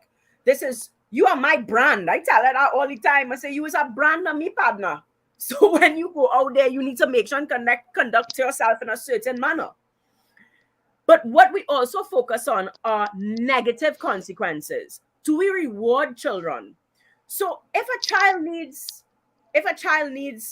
attention, they're going to get the attention somewhere. So either they're going to do negative attention because it's the only time they get attention, or they're going to do something for rewards. Just like, it's like dogs, right? It's like animals. If we are animals, we are warm-blooded mammals. You want to train a dog, you give them a treat. Be right back, Ansel. Right? So So there are rewards to good behavior, and there are negative consequences to bad behavior. And when you discipline and you work like that all the time, then you will find that there's very little need for massive rebellion, because again, massive rebellion may speak to, what is she missing? Is she missing something that I'm not giving? Chances are children will not rebel if they're not missing something. If they're, so I'm always very, very cautious of when I got married. That was a new thing at 9 years old, that you've had mommy sleep next to me all the time. So that was a moment that we have to be very careful about and work through it with her. And if she throws a meltdown, if she has a meltdown, is there a difference between a meltdown and a tantrum? Are tantrums during a period of mommy having a husband normal? Because we also need to understand these are little human beings. So we have to expect that there will be certain behavior that isn't what we want, but it actually isn't inappropriate. It's appropriate for the trauma that may be going on in a child's life right now. Having a mom get a new husband, or a sibling get a new sibling, these things are traumatic. And if we think that we should just palm it off and think, well, they're strong and children resilient, and then we asking for, it's a recipe for disaster. We have to take the time to understand these are small beings with emotions, and their emotions are big for them. You may think it's stupid and it's silly, but this is their age and their emotion, and we have to care for their emotions and give them a platform to express themselves. If there's a safe platform to express themselves, etc., then, again, that's what discipline is. That's what discipline is. Discipline is a schedule, a routine. Discipline isn't licks. Discipline isn't consequences. Discipline is being proactive versus reactive. That's what discipline is. Now, Marsha, someone asked a question. Why was there an uproar when the African child topped the SCA with accusation from UNC supporters of indiscretion? All right. So I know that we always somehow try to bring this down to race, but let's discuss the facts of the matter here. One child was contacted by the Ministry of Education. She was told that she topped the SCA. So it's not a race thing. The facts are that the Ministry of Education put out communication that this person topped the SCA. There's evidence of it. So that's why it went to court, right? Because it's not a race issue. One child topped the SCA according to the Ministry of Education. That's what the Ministry of Education said. So, okay, you've made an error. You've made a huge blunder. Deal with it. How they chose to deal with it, I'm not here to discuss that. But it's not a race thing. And you see this kind of P&M and all it, and they're trying to make it into a race thing. It was not a race thing. Had one child, black, purple, blue, been communicated to and said, you topped SCA. I'm going to give you a perfect example. And my child, there was an ambassador competition 2 years ago, 3 years ago. She was called and she was told that she won. And then, lo and behold, somebody else, the president of the association, whatever, was no longer the president, and a new president came. And well, I could say it's political victimization because I knew who the new president was, and all of a sudden, my daughter was no longer chosen. These kinds of things have nothing to do with the adults. You are messing with the child. Now, I tell my child, whatever, move along, it didn't matter. But at a SCA level or whatnot, that's different. If you want to take it up as to why UNC's fight or whatnot, well, what constituency the child was from? Maybe you should look at that. Because unlike PNM, we just fight for we constituents. It's that simple. That's it have nothing to do with race. If it was a black child from Superior, Kamla Pasal-Bissessor was going to fight for her constituent. We fight for our constituents. Unlike PNM, who take their money after they win and give it to the financiers and leave their voters in absolute rubbish without representation. UNC constituents, our lawyers are always fighting. Right now, we have Arnold Ram fighting for land issues with his constituents against big fancy PNM financiers. He fighting for them. When we had the morgue issue with Freeport, we fought for them. We fight for our constituents. That's how we is. We have, what does Faris say? Faris say, lawyers, UNC lawyers from South. UNC have a barrage of brilliant lawyers. We fight for our constituents. So here's the last thing I'm gonna talk about. Someone asked Rakib Mohammed. Rakib Mohammed, welcome. This is a sort of a statement question. When a child asks their parents, "Mom, I'm having problems with math," and the parents don't know the work, how could they help them improve? Not only extra classes, right? Home is the place of learning. No, I think that is very unfortunate. I have said that the government needs to support parents. So it's one thing to, again, this is just same thing as children, right? It's leadership and who you're in charge of. We are asking a lot of parents, but are we supporting the parents? And that's why I started off with whatever is in your cup, you will pour into somebody else's cup. So if in your cup is a certain level of education, then it's very difficult to take someone to another level. And this is where the village comes in. Because, so one of the girls last night that, the little community that we work with, she asked, she said, are you good with math, with CSEC math? I said, not me, partner. I'm not good with no schoolwork. But my husband's good with math. So we started to think about, okay, can Richard maybe work with her 1 or 2 days? Is there somebody in the community that I can ask to work with them 1 or 2 days? And this is where the village, that's the old time village that we're missing. So when a child comes and says, can you help me with that? One, there's an insecurity that the parent needs to not have. Ego in parenting, they have no space for that. It's okay to say, no, I cannot help you, but I will find someone who can. And that is the parent's job.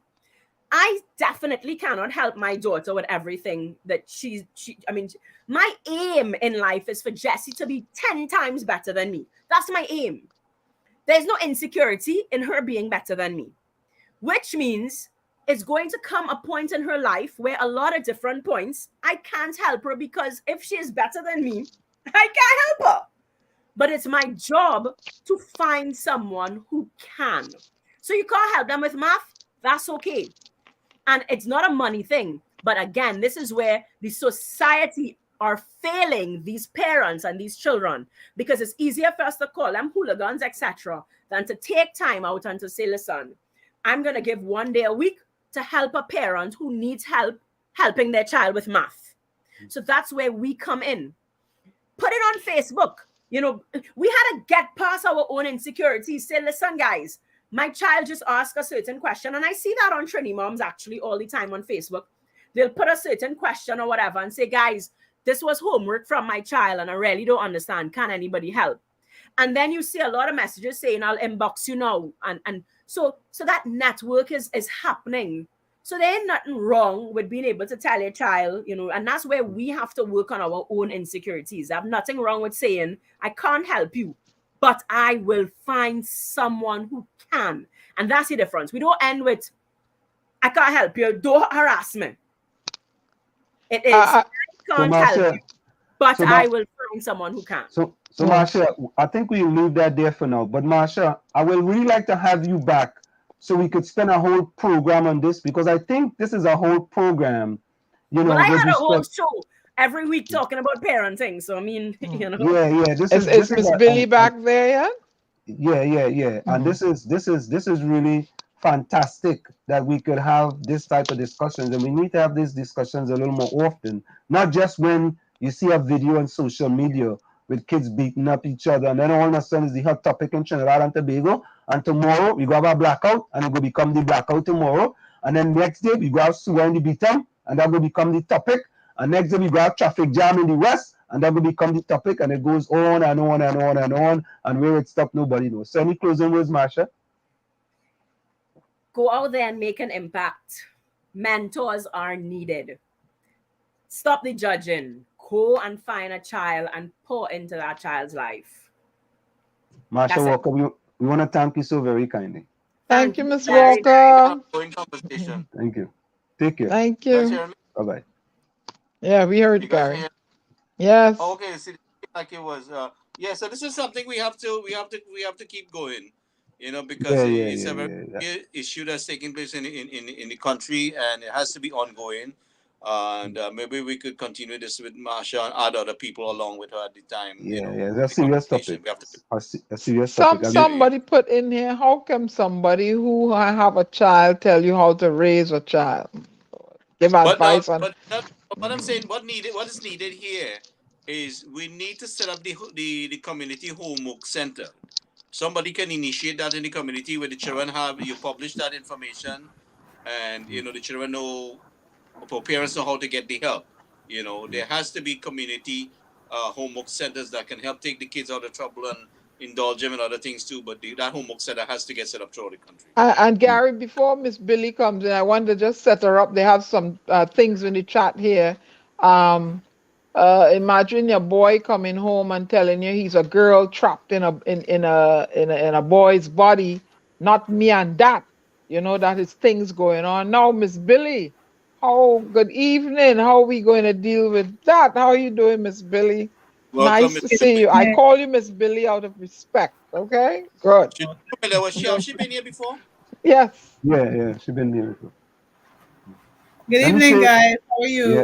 Yeah. We are fantabulous, we must say. We want to say a special welcome to you. Welcome back to Indie Village with the DAG Triplets and WZYE 95.9 FM.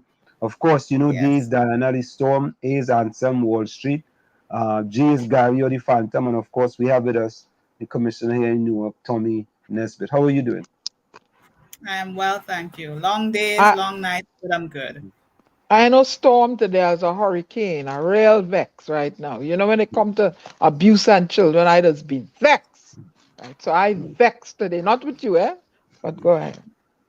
So we are seeing, as with the past topic there, we are seeing things happening in Trinidad, and we had seen an incident happening in Tobago as well with, fighting amongst kids. And, people come up and say, and I want to play that, what is again?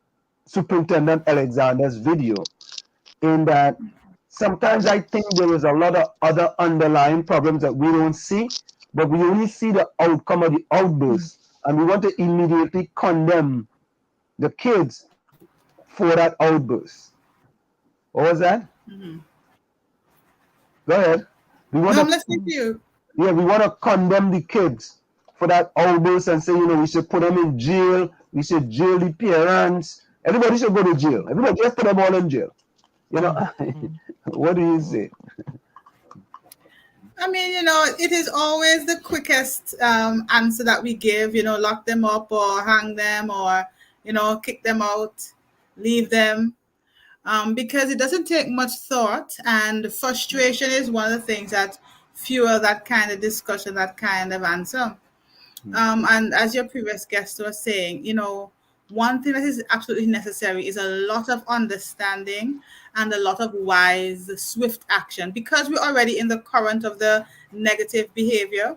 We don't have too much time, too many moments for long table talks and discussions. But we need to pull on what is already happening, the information we have, the best practice that we have, the evidence we have, and make some quick decisions, but not just the knee-jerk reactions of lock them up or those sort of things. Because even if you lock them up, you haven't dealt with the pool that they come from. And so even if one gets locked up, there are two more who are gonna come out of the pool next when they get stirred up, enough. So it's really a very strategic approach that must be taken. So I think what I hear you saying is that we have to find some solutions to these problems. And the solution is not putting a band-aid on a sore, it's taking them and throwing them in a jail or prison, and saying, you know what? We, of course, we have what's called a utilitarian approach. There's always consequences for your actions. But the consequences doesn't necessarily have to be mean you put a handcuff on them and you carry them off to jail. there are other consequences that you could impose on them, for more of a rehabilitation perspective to make them a better person in society. Because we all make mistakes. We all make mistakes. Yeah. And, a lot of us make our children's, but we also don't make the mine. I mean, I can tell you, from my perspective, my kids were disciplined at home. When I say discipline, in that there was a certain discipline in the house. So when they go outside, if they found themselves in certain situations, they could know how to handle those situations, right? But they could still go out and decide to act differently. That doesn't mean to say, we didn't have sort of discipline at home. What do you say about that? Well, I mean, you say it very well. People say that we don't make our children's minds, and we don't, but we shape it.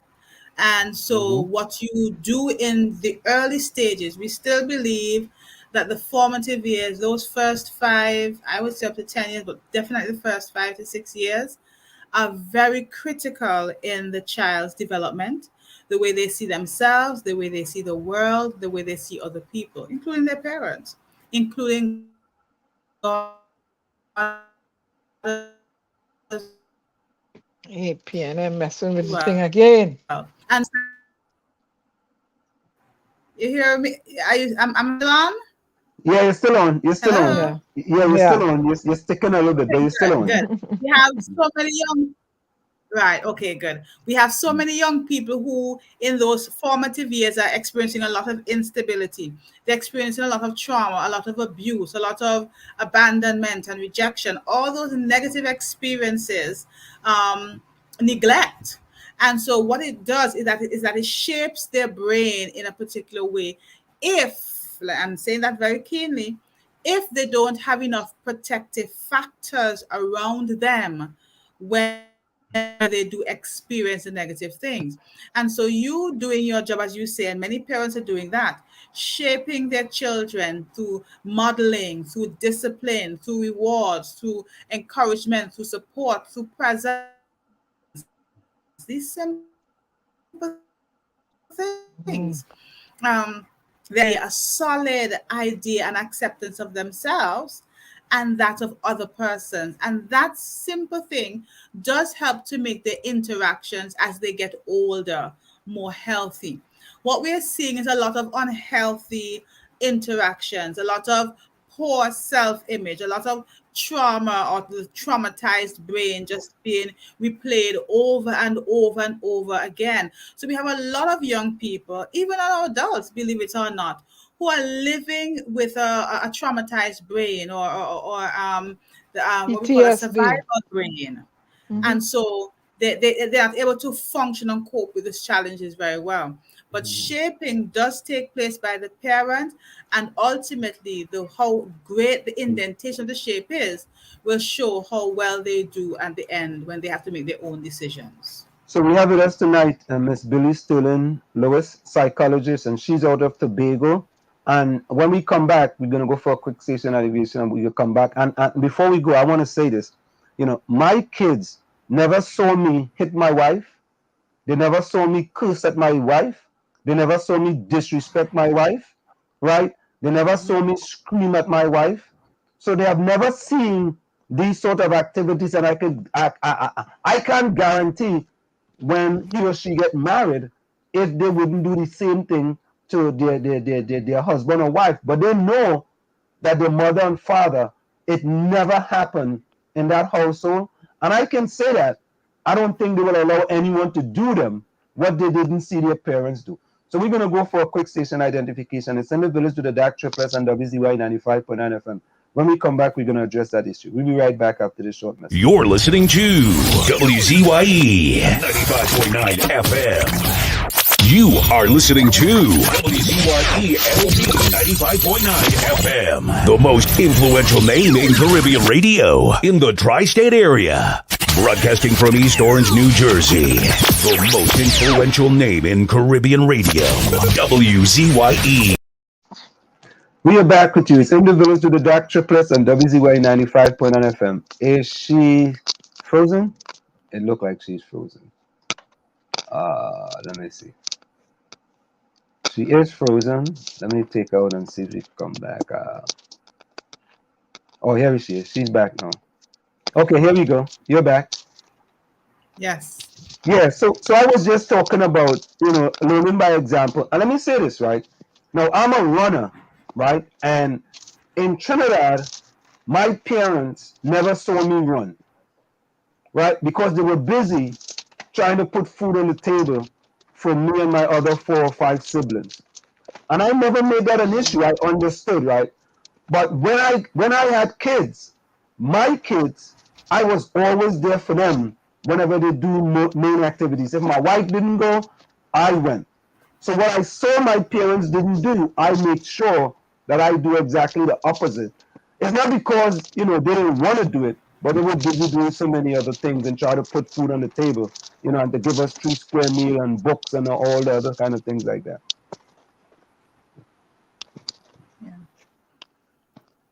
So, I mean, I like the fact that you talk about you were able to do better than your parents. I know Miss Walker, I think that was her surname, talked about that just now. She was on with you guys.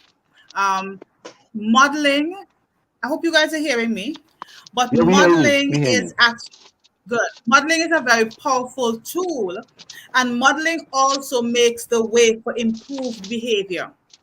So you were able to not see your parents do the important things, and although they could not be there for you when you had your meets, because you said you were running, at least you saw them make sure that the other things that were necessary were there. And in some way, they instilled in you verbally through their own modeling, through the support of the community. They instilled in you and by seeing that, you were able to impact. And so you have to understand that every generation actually is supposed to be better than, but in any case, it intensifies the behaviors of the previous generation unless the cycle is broken.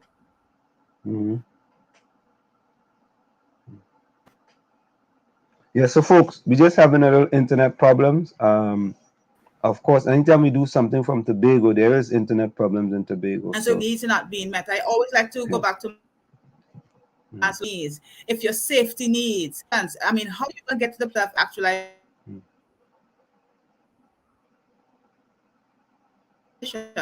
And so if yes, the internet.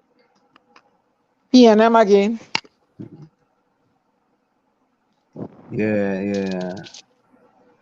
Yeah, folks, that's the internet. So let me just read some comments here in the chat real quickly. Vonnie says he's having internet problems. Yeah, she have internet problems. So Ella says once a father is an envious person and mother is a jealous person and they have sex, they're gonna produce hate. Oh God! So for a child to stab another child. I mean, come on, guys, can we get real? And you are saying hug them and kiss them. Guys, come on! I'm reading the chat. No, but I mean, I'm reading. Come on, man. I'm just reading. Trying to put some solution to the issues in the country here, and that is the best thing they can come and say. Well. Listen, everybody's entitled to their opinion. Heidi says, answer them exactly. You have to improve on what you learn from your parents and do better parenting than them. Fix what needs to be fixed. Lana says, highly exactly. Because suspension or expelling them is not solving the problem or helping them. True. Ellis says, Lana, it's a guide and life lessons that will remain with them. Yes, they may stray. Hailey says, Lana, there have been different approach to the school problem. The old system been working. Ellis says, no man or woman could help us, only God. Who said that? Who said that? Ellis says, no man or woman can help you, only God. So what are we going to do? Sit down and do what? Well, Alice says, Wall Street, you didn't make the mind, but you can mold the mind. The Bible says, train up a child in a way, and they should go. Train up a child in the way that they should go. Lana says, highly, the system is not working. And the training has to be consistent, right? We have to be consistent in whatever we're doing. You know, we just can't be, you know, you throw a few crumbs here and a few crumbs there.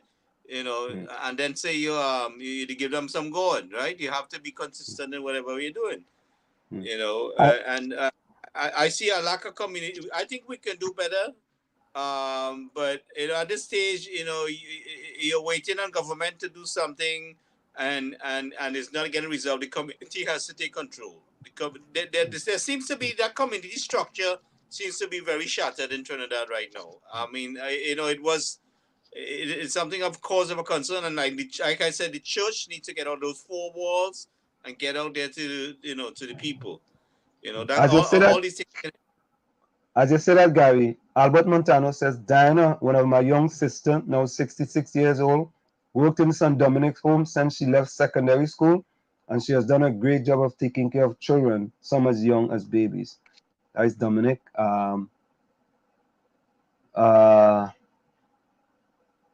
Hailey says, put them in jail and draw with the key. You can't do that. Throwing them in jail is going to make a real worse criminal than anything else. The situation has to be contained. The police has to be trained and educated on how to work with that. There has to be a combination of resources with the psychologists, the religious leaders, and all the social. I don't understand why there cannot be a meeting of the minds with the Ministry of Social Development, national security. And and the various even health, Ministry of Health also has to be included. But the governments can't seem, after 7 years in power, the government can't seem to put this together. Diana, Ellis says discipline and abuse isn't the same, and Diana, you're not understanding that. In addition to that, Diana, wait a minute. Your friend Eugene Julian said, Diana, that's a real issue. I don't know which issue you're talking about. Marissa Ransom says communication and showing love is key. I think that's very important as well. That's why I said there's a thin line between discipline and abuse. But what I was saying is, the minute you have to take a piece of wood, a shoe, a belt, something that will inflict some sort of wound or harm on the child, it can easily cross the line into abuse. This children gets overnight, right? It was something that developed. But Diana, I have to tell you that my mom disciplined me. I know you're gonna go there. But you have your story, I have my story too. Go ahead. Right? Go ahead. So my story is not the end of story. My story is not the main story. No. And my story is the story of most people. But when I grew up in Lavantil, my mother used to give me some good cut skin because I deserve it. I ain't saying I deserve it. And she used to give me good cut tail. And I have to be honest with you, I'm glad she gave me them cut tail today because I turned out good. But it wasn't abuse. It wasn't abuse. It was handled with discretion. It was handled with discretion. Well, all right, Anselm. Yeah. I would have traded places with you then. If somebody take up an iron and bust your head wide open. Iron is not the front thing. Iron is not the front thing. Yeah, my mother never pick up no iron and bust my head. My mother never pick up no iron and bust my head. And kick you down flights of stairs on numerous occasions. No flights of stairs. And take up garden hose and beat you mercilessly. And beat you mercilessly with a garden hose and deprive you of food and call your names and all kind of things. Are you telling me that is discipline? No, I do not agree. Diana Benskin, don't listen to me. I listen to you. I have never said what you experienced to be disciplined. I do not agree with picking up anything in your hand to go and discipline no child with. I don't care what the child do. I don't care. When I'm under the bed, she takes broom and push me from under the bed. Anyway, Miss Billie, welcome back. I do agree with that. Diana, sometimes you deserve a little. I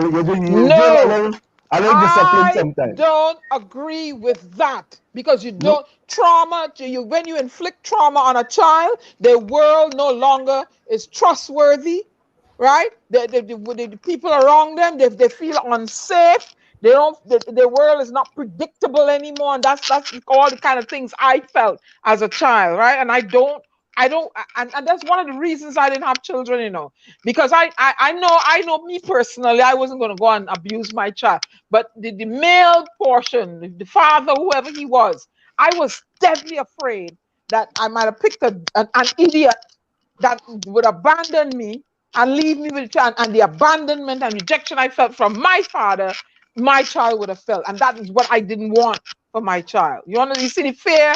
You see the fear? And those are one of the reasons I never wanted children, because I didn't want them to feel that fear, that abandonment, that rejection from their father. So, you know, tell me you getting, picking up thing and beating children. No, I don't agree with it. I don't care. I don't care who it is. Because me and a teacher get into it at QF Junior Sec. I told her, don't hit me with the belt that day. I already had a welt in my back. She hit me and I pelt the belt out the window. She slapped me in my face. And that was the tussle begin right there. Diana, I don't believe. All right. And let me go back to Miss Billie soon. Let me get back to Miss Billie. Hi, Miss Billie. I had to switch. I had to switch my device because I'm having some internet issues. I know people in Schumacher, Claventil. We used to compete with each other who get the most licks. And plenty of them today own their own business. When you're in the United States of America, plenty of them doing very good. Very good. I'm not saying any parents should abuse their kids, but I can tell you, in my community, we used to have competition who got the most licks. And I used to win the competition all the time, and I turned out bad. Miss Billie. Go ahead. Miss Billie, talk. Miss Billie. Yes, sir. Let me ask you a question. In your experience as a psychologist, do you think a child needs to be disciplined at all, or do you think a child just has to be disciplined orally with just language alone? If a child could be disciplined with just language alone? Yes. Yes, definitely. And I was, listening to you guys just now with a little banter. And the truth is, discipline is not the same thing as punishment. We often use it interchangeably. So you have discipline, you have punishment, you definitely have a different level when you go on to abuse. So discipline actually means to teach or train. And teaching or training is best done through clear instruction, through repetition, which includes repeating the instruction, and through modeling. So that's why we need really good leaders in the homes to discipline. Now, punishment can become a part of a discipline regime if, whatever is, not going the way you want it to go, or you're thinking you've had enough of, things not, being adhered to the disobedience or whatever. But discipline is not punishment. So you definitely can actually be very effective just disciplining with words. Now, here's the other thing. You want to add to the words things like reinforcers. And no, the belt is not the reinforcer. The belt is going to give you a negative, it's like a negative reinforcement, but it's really not going to do what you want it to do in terms of discipline. So in many ways. So you want to give them rewards. You want to give them some natural consequences in the discipline structure. So there are natural consequences, there are logical consequences. Let me give an example. A natural consequence is if I say to you, today we have to get to the beach for swimming at 10 o'clock. So please, at 9 o'clock, go bathe your skin, go put your swimsuit on. But at 9 o'clock, you decide you want to start a whole new episode of whatever TV show you like as the child. And you decide, well, I've spoken to you so many times. And then 10 o'clock comes and you're rushing. And you say, oh, we can't go again because it's 9:45. Why can't we go? Because we're late. Oh, but we can still make it. No, I'm not going to rush. That's a natural consequence. Because you failed to acknowledge the time, you're going to miss swimming. And I know you like swimming, but then you learn next time, if you really want to go to swimming, that you get up and move earlier. All right. Logical consequence, for instance, is if they do something and you want to have them, give them a consequence to that, you make sure the consequence falls in line with what they did. So you don't say, well, you're not getting no food because you didn't do your homework. That's not logical. That's not logical. If you didn't do your homework, you probably don't get as much TV time or play time, right? So discipline is really about training. Discipline is about equipping, empowering, and in many ways, discipline also is linked to the word disciple, which means be like me. Now, the problem is a lot of our children don't have good examples to be like in their home. And so that is why it's important that discipline should be a community or a village, because I know you guys, I love the term village, the village. It's a village experience. And that's why back in the day, even in my day, the village was a big part of the discipline. The neighbor could tell you, stay right there until I come, even though they weren't your mother or your father. So they were part of the disciplining. And so it made it easier. So even if you didn't have a good model at home, there was somebody close enough in your village, in your school, in your church, that you could model and be their disciple, right? Because they're training and teaching you and equipping you to be something better than you are now and to see the greatness that's in you, all right? Punishment should include verbal as well. And I think the problem we have is that too many people want to punish with no discipline involved. So the child does something, whack, whack, whack. You wanna whip them, and they will feel and they will learn. And who don't hear will feel. You know, we say that all those fancy, sometimes not so progressive things. But punishment actually should be something negative in terms of how if they experience it. It should be an adverse reaction that makes you not want to go back to that thing anymore. But in not going back, it should also include some instruction as to why it makes sense that you not go back and why the punishment matches logically and fairly and justly the action that you're trying to avoid. You know, as I said, I grew up and I used to run, and my parents never seen me running, right? So my son became a good soccer player, right? And one day this new shoes come out. The shoes cost must be about $150. And it's not because I couldn't afford it, right? But he said, Dad, can you get me the shoes? I said to my son, I said, Malcolm, if when I buy you that shoes, you score 10 goals every game, I will buy you 10 of those shoes. He said, Dad, but that don't make sense. I said, that's exactly what I'm trying to tell you.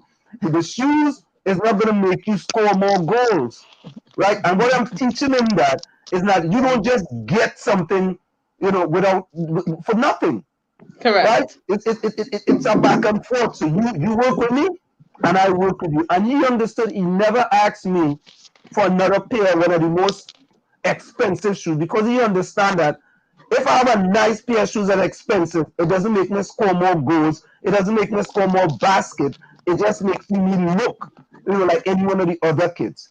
And I think those are just some of the things that we got to teach our kids for them to understand that because that kid have that shoes, it doesn't mean to say that you have to have that shoes. Yeah. So that's just a form of back and forth between, my son and myself. But we're also here talking about. We're talking about especially the case with this child that was they said that the parents are the accused murderers of the 7-year-old child, and they tried to say they heard him fall in the bathtub, and and then the father from the defense force who allegedly, so I'm going to use the word allegedly, the 16-year-old child, she died from blunt force trauma. He was beating her with a belt. As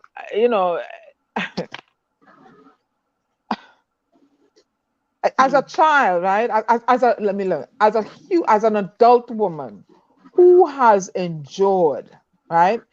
And I'm going to speak to you parents who are practicing this form of abuse, because that ain't no discipline, That ain't no discipline. What you're doing to your child, right?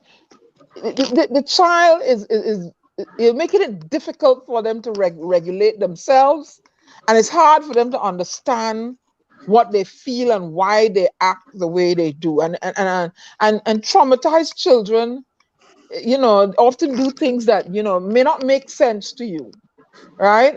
And what happens, it becomes the trauma, their brain, it becomes a kind of a, correct me if I'm wrong, Miss Billie, a reactive cycle.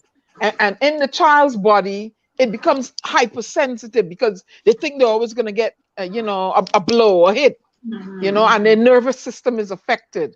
And that is what was happening to me for 11 long years. So I am pleading to you parents that are practicing abuse, because there ain't no discipline, okay? Abusing your children, you need to stop.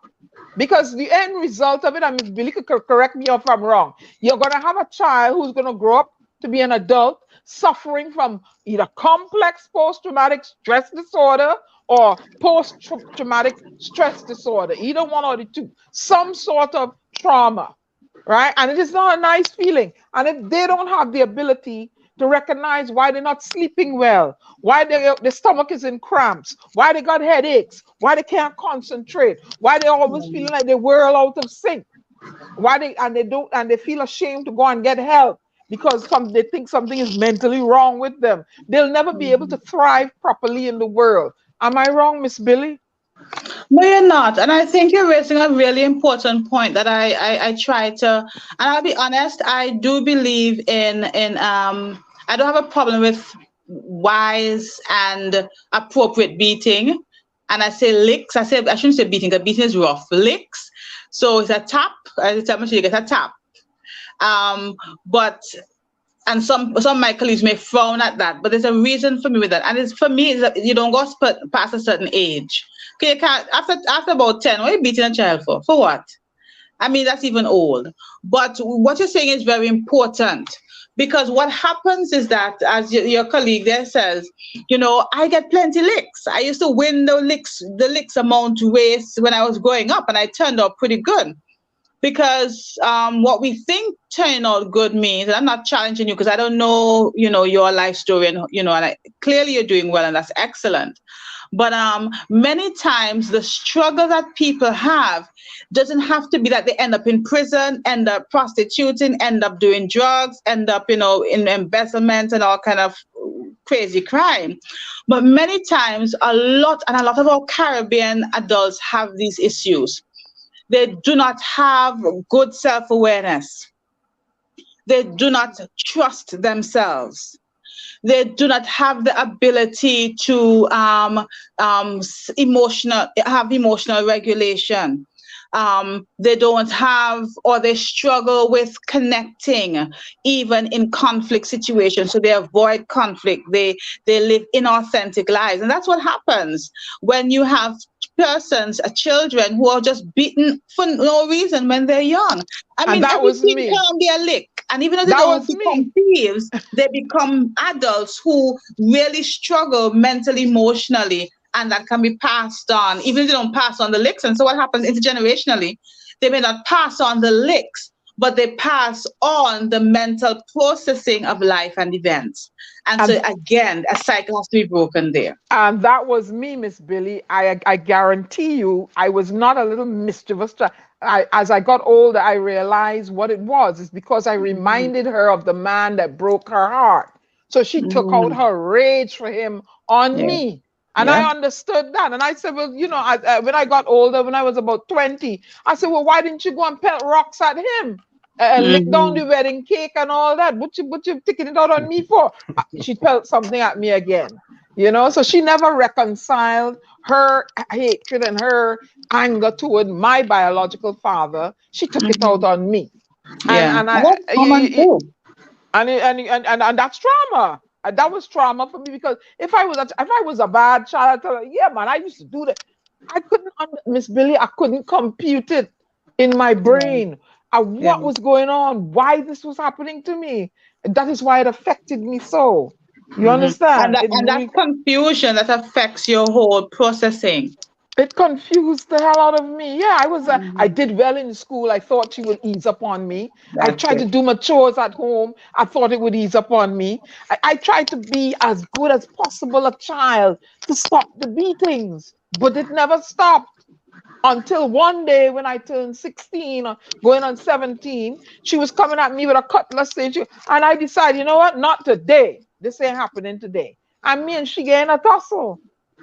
And I found out, you know, you have to read my book for I do Ad Astra. I found out she was my mother later on in life, like when I was about 15 or 16. You understand? I didn't know she was my mother until then. So you see, there are things, you know, if you're a good child and you're trying your best and you're trying to be good and the adults around you are doing you wrong, the world around you, you're confused. Why is this happening to me? I don't deserve this. I'm a good child. I don't do things, you know, to deserve this sort of treatment. And I was raised initially with her brother, you know, and I was treated well in Barbados. And when I came to Trinidad to be with this woman, I didn't know who she was. So I was a very confused little child. So this is why I do not agree with, you know, taking up nothing at all and going at a child, because you don't know your split, your personality, your mind. You may just flip from, you're just going to tap the child to, oh Lord, you're going to break a bone now. That's why you don't go to a child in anger with nothing in your hand. That's it. Put down whatever it is you have and walk to the child or call a neighbor to talk with you or something. But the minute you pick up something, you never know. And that is what I saw in her. The rage swelled up in her. And she would, I mean, beat me to a pulp.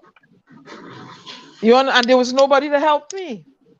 Yeah. Right? And I'm sure that Diana is not the last that's going through that. And I mean, but we know there are several categories of issue, but we need to put the structure in place, the support in place within the reach of the community. This is something that we have to work on. And this is the kind of discussion we need to have. We know there are the issues that's out there, but we have to build a structure. You know, I mean, we could talk this thing to death, but if we don't put any structure in place, and this is what I want to see. I want to see where we get to the place that we are discussing a plan of action for structure in the community. How do we go forward with this? Bring the people on board to discuss these issues. Because I could have turned out to be an angry young woman and go and say, you know what? I go in and get a gun and nobody don't come around me. I go in and, you know, hit the pipe. I go in and, right? I could have done that. But for the grace of God, said he didn't. I believe Jehovah moved his knobs on his draft board. He said, nah, you go in and be a poet. But I could have been a delinquent and a menace to society because all the elements were there. Go ahead, Ansel. But Ms. Billie, as we see what's going on in Trinidad, what are some of the solutions that you believe should be put in place to deal with these situations rather than taking these kids and throwing them in a cell somewhere? You know, that is such a loaded question, and the answer is no less loaded. The truth is we have to address it from every angle. One of the things we often mistakenly say and try to do is to just say, well, this is the cause, we address it from one place. Children are not born bad. Children are not born violent. And so if all you want to address is the violent action, then you miss the point of what is really going on, because violence comes from somewhere. Aggressiveness or aggression comes from somewhere. And for us to really have a true indentation in the situation, we have to be working with the child, we have to be working with the parent, we have to be working with the community, and nationally through policies. Now, we have some pretty good policies, which is good. But we want to make sure we're addressing it from all of these places. And we call those things protective factors. One of the things the research continues to show us, and all of us are evidence of that, I'm sure, that if you have more protective factors in a child's life than risk factors, they're able to overcome the negative things that they experience, right? And that makes it less likely for them to fall into the antisocial behavior, like the drug misuse and the aggression and violence and promiscuity, because all of us have risk factors in our lives. We don't get to escape it. Some of us didn't have a father. Some of us didn't have a mother. Some of us had to move around a lot. Some of us had a rape experience. You had lots of things going on. All of us had risk factors. Some of us got too much licks. We all have risk factors. But when you're able to look at the risk versus the protective factors on the scale, if the protective factors are greater, the risks and the impact of the risk become minimized. So you want to be able to, from early o'clock, begin to train the children and teach the children through the home, the school, the community. Teach the children that they are enough as they are. They are valuable. That is important because one of the main protective factors in a child's life is actually their personhood. That child knowing that they are enough, that child having high self-esteem, that child having good self-awareness that grows into their adolescence. The other thing you want to do is continually support our parents. One of the things I've noticed, and I've worked in a number of Caribbean islands, is that a lot of our programs are start and stops. And I don't know if it's because of political issues or lack of resources, human especially resources, but too many of our programs have good starts, good objectives, good possible outcomes, but they don't last long. And so we want programs that are instituted for our young people, for our parents, to be programs that are sustainable.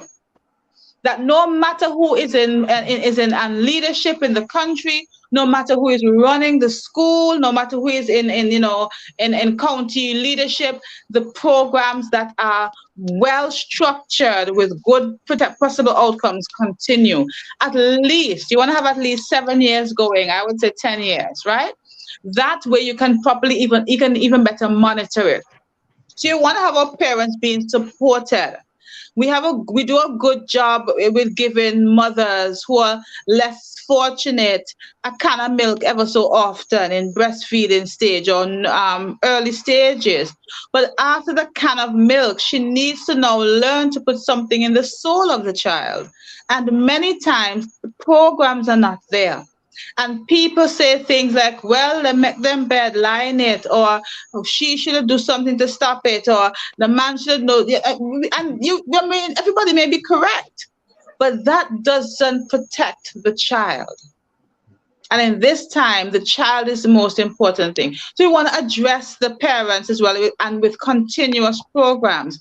And you want to make sure we do enough to ensure that our communities are safer places that serve as a protective factor for our children. I mean, when I grew up, communities were safe. I used to walk at night. I was always, up to now, I'm a night worker. You know, I'm not in that way. I'm like,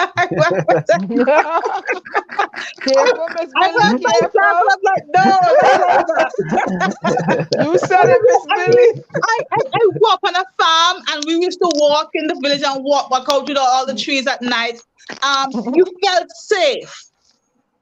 Times have changed, yes, but there are things we can still do to help to make our community safe, where if your house is on fire, you feel okay running from your house into another house and know that they're not going to throw you out. And so there are a number of things. I know your previous guest was, a little bit turned off with the church and said, don't even get me started with the church.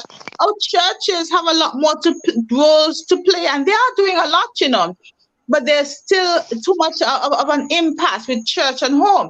But let me tell you this, one of the factors, I've been working in this field for over 10, 14 years. I've been here since 2005.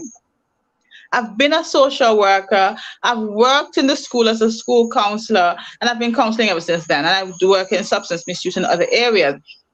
But I will tell you this, one thing has always been a running thread in every client I've worked with, from child, adolescent to adult, is that those who have poor spirituality have lower outcomes in many areas in their lives. Research continues to show that. And I'm not talking about religion, although religion is a form of spirituality. So you're going to know what you hold on to. But when we take that spirituality out of our child rearing, we are pulling away a key protective factor. because our children now don't understand that they are not the God of the universe. There is actually somebody greater than them. I remember when I used to teach HFLE in the school, because I, as a counselor, used to teach HFLE back then in my school when I lived in Antigua. And one of the key things I remember saying to them, if you died today, the world continues to spin. And they were like shocked. I'm like, did you think you really were holding the world in place? These children had no concept that there's something bigger than them, even if it's a purpose, even if it's an organization, because they're not being taught the power and the purpose of spirituality. So all these things become protective factors that must be strengthened so that when the risk factors come, because remember, protective factors will also build resilience. When the risk factors present themselves, when the troubling situations present themselves, the protective factors come together and fortifies that child and keeps them from falling into, especially repeatedly, these negative responses and behaviors. We must strengthen our protective factors. We have 5 domains. The individual, which is the child, I talked about that already. We have the school, I didn't even get into that. We have the peer levels, so child and peer can go together. We have the family and we have the community. These domains must be strengthened. That is how we build children, or we chisel children, or we shape children who are able to withstand the storms and the stresses that come. Some of them will have trauma and you wonder how they get through, because they're protective factors that solidify and stand beneath them, push them beyond what is meant to bury them, you know? So those are very important factors. Yeah. Let me go to a quick few comments here from the chat. Someone says, Rennie Muhammad says, if you discipline your child, media has some arguments to make the child feel abused. So this is what we are up against. What do you say about that? She said the media makes the child feel that they're abused. Feel abused, yeah. So this is what we are up against. You know, I will say this to that, and I love that because I've had experiences like that. I've had a friend years ago who tried to discipline the child, and the child called police. You know, you create the first culture a child will ever experience. And again, don't take it lightly. The first 5-6 years are critical, because after it's getting younger now, after about 9, 10, 11, parents are not important. It becomes pair. It's a cycle of child rearing. So if you're not culturing your children early, you miss the key opportunity for them to be able to properly balance the outside influences. For instance, when we were growing up, we knew we were sterling. We laugh at it all the time, but somehow we just knew we were sterling. And whatever sterling meant, it meant, but we just like, nah, man, we are sterling. We don't do them things there. But that was drilled in early. So my brother and sister and I and our cousins, sterling is sterling. There's something sterling don't do. Something sterling don't get involved in. Some way sterling don't go. And that was early. So when peer life came in and you really wanted to try some things, somehow that voice came in your head. You're be a sterling, eh? But it started early. So what you want to do, and if it's already past that stage, you can now you have to use creative ways to do it, to begin to create a culture in your home that sets that child. So everything else that comes at the child, through their experience, through their peer interactions, through their schooling, through their work, whatever they experience as they get older, it will not undo what has been set by the culture in the home. Now, again, if that's a negative culture, it's going to stand. It's going to stand until something is done to break it away, the negative part of it. But culture is important, and reinforcement of that culture. So, for instance, baby, like actually a guest said it so well. She said, hey, babes, you're my brand. And that gives that child a sort of like, oh, I have some power here. Of course you do. When you speak, you're speaking for me, so I don't even have to talk. You have to speak well. Or when you behave or misbehave, you're doing it for me, so you have to do it well. The reinforcement and the encouragement of it can make that a little bit easier.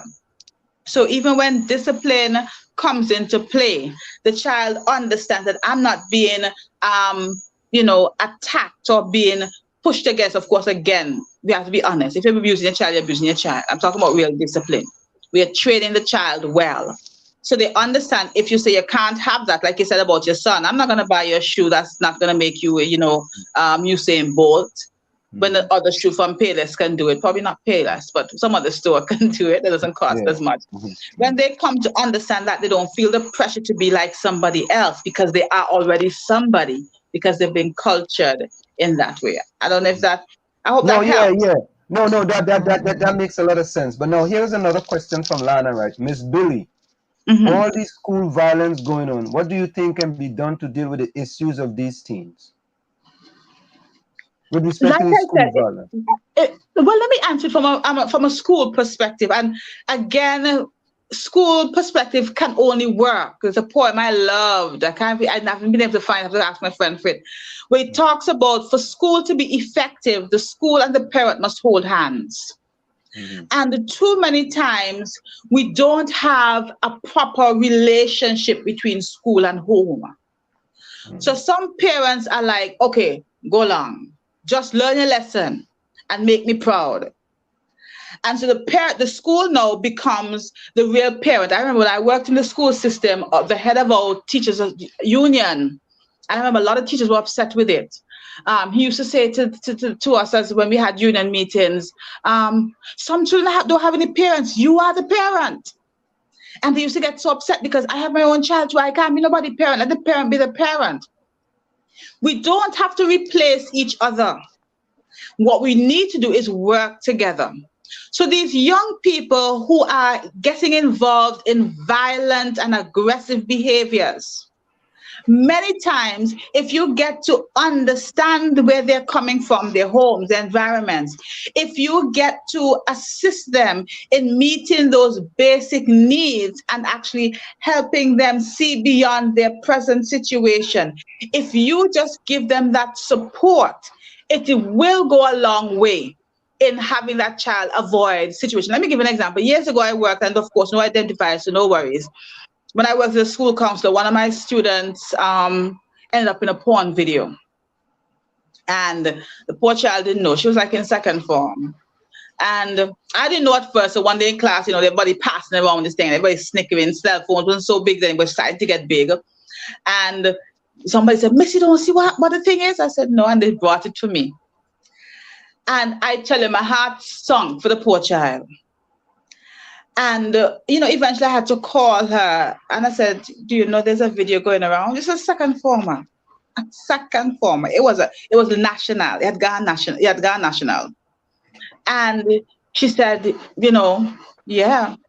And I said, what happened? Because I'm not about to punish this child now. The fact that this poor child faces all over national phones is enough punishment. What can I go to this child? And I said to her, what happened? Tell me what happened. And when she explained the situation to me, I said to her, I'm so proud of you. And it may sound weird. So rather than having to become aggressive and fight back, she got some support, because what had happened was it was actually, these young children, a boyfriend that she was doing something for. She didn't know she was being recorded. I didn't even know that's going to be in proper language. That's actually sexual exploitation and abuse. So she didn't know she was being recorded.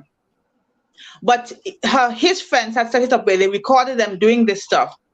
And she was younger then and she got older, and he said to her, do it again. And she said, no, I don't want to do it. And he tried to blackmail her with the video. And she said, I'm not going to do it. So when that video came out, it was almost a year past. And I said to that girl, I'm so proud of you. Because what would have happened is that if she had done it again, we would not have seen the video. But because she stood up for herself, they released it to shame her. So if we can understand and not just go in and just attack them and want to lock them up and want to beat them and want to kick them out. I say all the time, there's a story behind every story. That girl finished school, went to A-levels, doing so well. Every time I happen to go home and see her, I just smile. I say, look at you. I say, one stupid video nearly mashed up your life. But you made the decision, I will not do that again. And although they meant it for evil, it turned around because she got the support. Every aggressive, lewd and disruptive behavior is not a wicked child. Sometimes it's a misguided and a broken child. And if we go in and fix them, help them fix and identify those broken pieces, then they realize that they can actually be different. So we want programs. Again, like I said, I work in the school. I also created and ran a center for at-risk youth, the ones that the school were going to kick out. And they would send them to us, and we'd evaluate them and work with them and go and do mediation with the school and the child and the parent. You want to have programs, and even at that center, every child that we saw, we would sit on our morning meetings. I'd be like, why is this child even here? But we understand the school doesn't have time. The school curriculum doesn't have time to deal with trauma. The school curriculum doesn't have time to deal with special needs. But if the school sets up programs for children, for parents, if the community holds the hand, if the family holds the hand of the school, you will get better outcomes. I've had another student who died on the street, mental illness. He was one of the children who came to our center. The teachers were tired of him. And by the time he came to the center, we did our first assessment. We were like, there's something not right. Isn't the school seeing what was happening? The child had mental illness, psychotic mental illness. He died before he was 25. And that hurt because we couldn't get them to understand that he wasn't just rude. He actually needed help. So many times our children's misbehavior are acting out as a cry for help, even the most violent ones. And I'm not saying condone. Again, when I talked about earlier, logical and natural consequences. That's the first consequences. But rather than dehumanize them, we actually let them get their consequences and then grow from their situations. Right? That's how I look at it. I may be pro, but at the end of the day, children are not born bad. I remember one of my students said to me years ago, Miss, I was born angry. I was doing one of my HFLA lessons again, and I stopped. I said, baby, you were not born angry. You've just felt angry so long, you don't know there's something else beside anger. But children are like that. All right, so we have to have programs, children and parents that can help them. Go ahead, sorry. Miss Billie, I want to say something. The school can play a part to it. And let me give you a quick example, right? In my class, when we come back from a weekend, I asked the students who had a fantabulous weekend, right? And all of a sudden, you see people put their hand up and say, at the beginning of the class, people think it's not a real word, but it's a real word, right? And then people all of a sudden started saying, you know what, Professor, I did this, and I did this. And then I'll ask somebody say, well, Professor, and I did this, and I did this. And then what happens now, when the kids are sending me email now, they say, Professor, you have a fantabulous weekend, right? So the word have left an impression on them, and they are now using that same word, right? And I'll also ask, like, anybody left the state for the weekend? And then somebody may say, yeah, I went skiing and stuff. So you, as a teacher in the school, can have a significant impact on the kids and get them to talk about things that a simple thing like, what a fantabulous weekend, what a splendiferous weekend. It's kind of jokingly, but, then you can learn a lot about the kids. And sometimes, if you're a psychologist, you can figure out that, something is wrong with this kid and I need to talk to this kid at the side. That's just a quick example. Go ahead, Anna. Sorry, go ahead, Tom. No, I'm finished.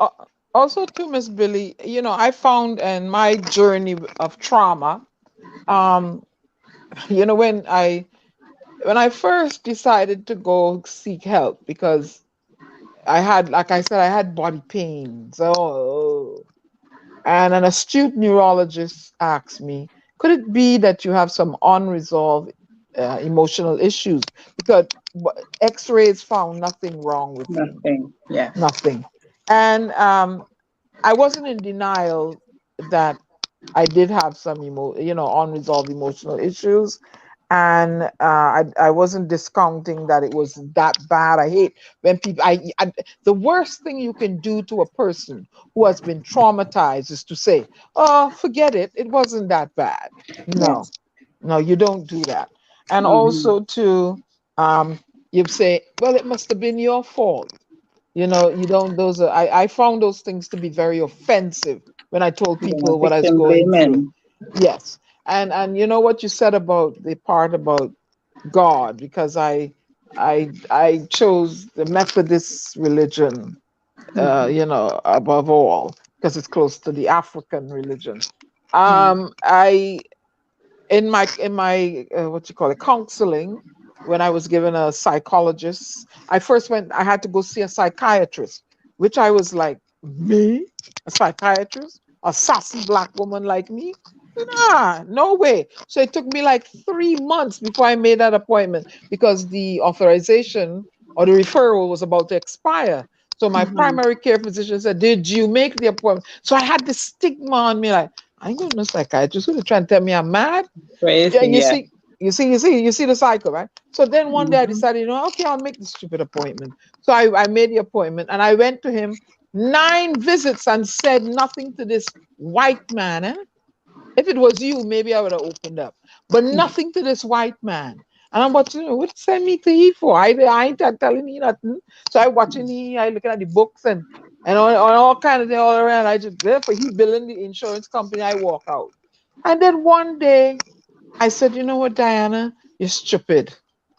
Talk to the man. So then I started talking, and I started talking, and the weight began to lift off my shoulder that I was carrying for years, Miss Billie. Yeah. For 30 years, I walked around with that, and I, I cried. Tissues were used. I cried for. I think I saw him for about 6 months. Then he referred me to a psychotherapist, and then within that out therapy, I requested a priest. I wanted to talk to a priest. You know why? Because I was at odds with God. Why did you let this thing happen to me? And I'm not a bad person. Explain this to me, God.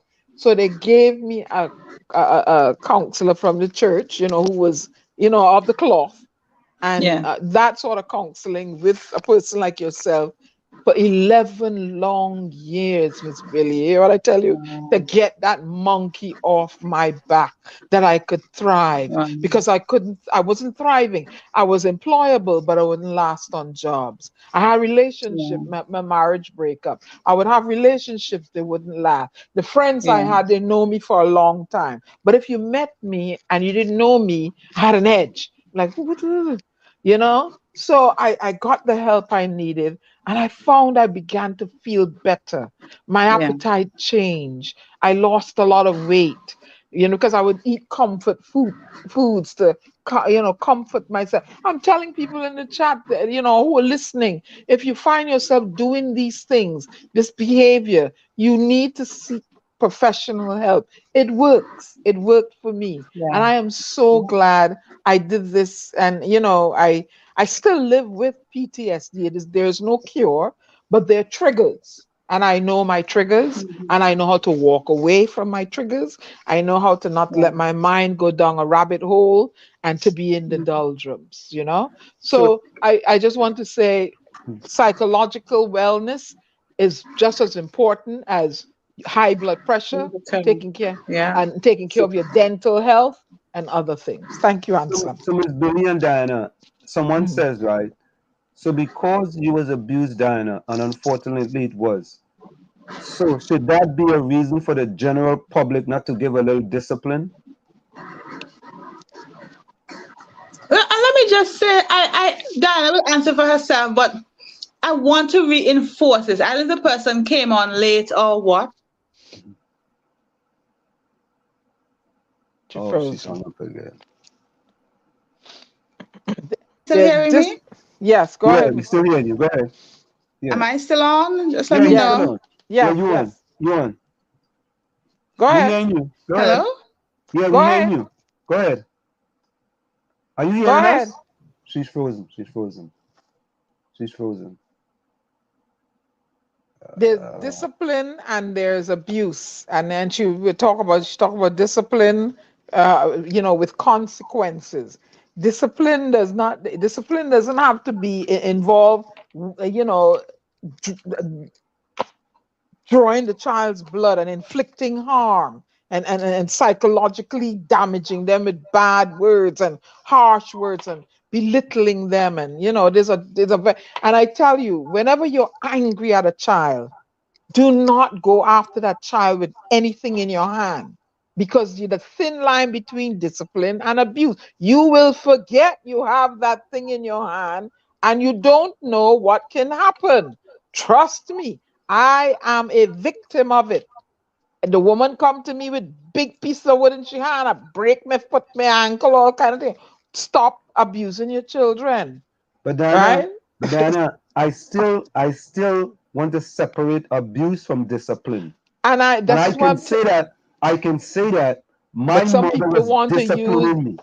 She was not abusing me, and I was getting licks, and I deserved it. You didn't deserve what you were getting.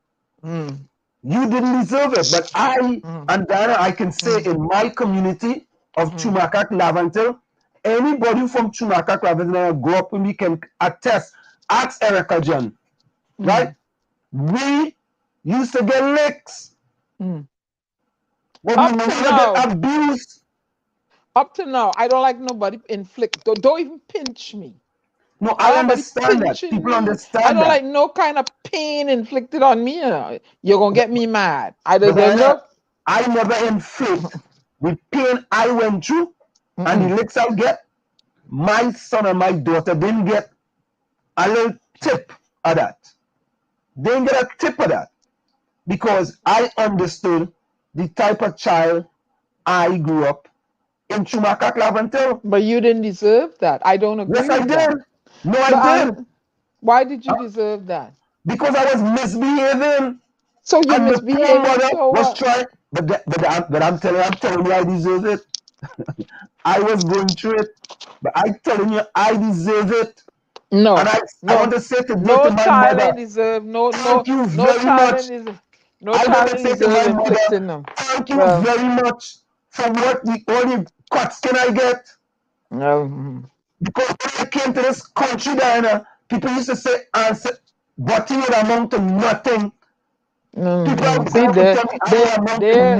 there we go. There we go. They had the aspersions cast on me too because I black like my father and all this. You have to stop. There we go. But Diana, different situation. Your situation was abuse. My situation wasn't abuse. My mother used to just I feel for you.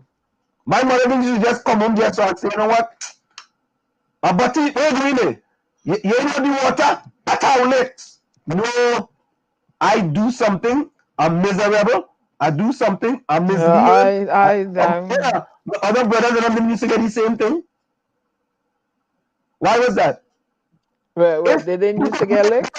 They didn't used to get abused? Right now, I'm going to call you and tell you. 70% call in and tell them. My brother, my four other brothers, them used to get no licks. I used to get all licks because I deserve it. I on defense. That is why I pulled myself out of jury duty. Because if a child dies, that's different. I ain't for no. And I ain't taking nothing from no man hitting me. I will kill him dead. See how some women just take licks and they don't. No, Diana will kill him dead. I say so. Don't hit me. Don't harm me. Don't draw my blood. Nothing so. I will kill you. That's it. Listen.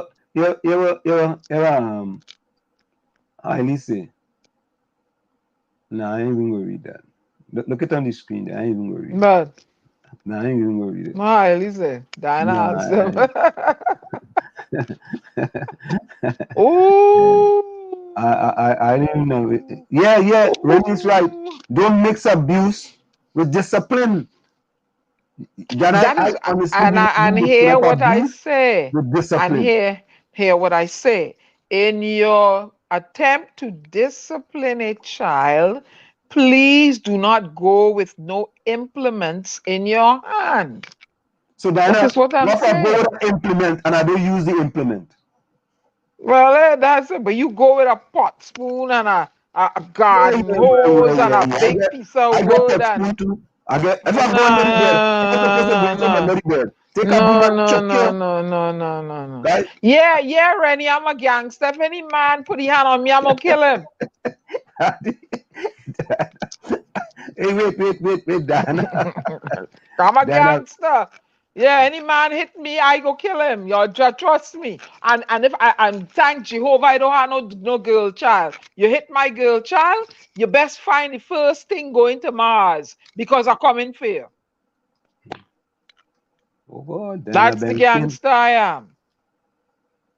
Yep. Ask anybody. Yep. I don't trouble you, but don't put your hand on me. You hit me, I come in for you. You hit me, the same hand you hit me, it gonna be like a clock. One long and one short.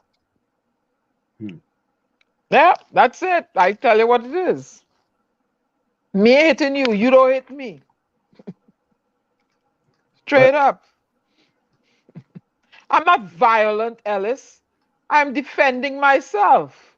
You see these men, they're chopping up the women and they're killing them and all that? What? No, you hit me, I go look for the hardest, the heaviest frying pan I have, and I knocking you out. Or I go wait till you're sleeping. So we go see what will go on then.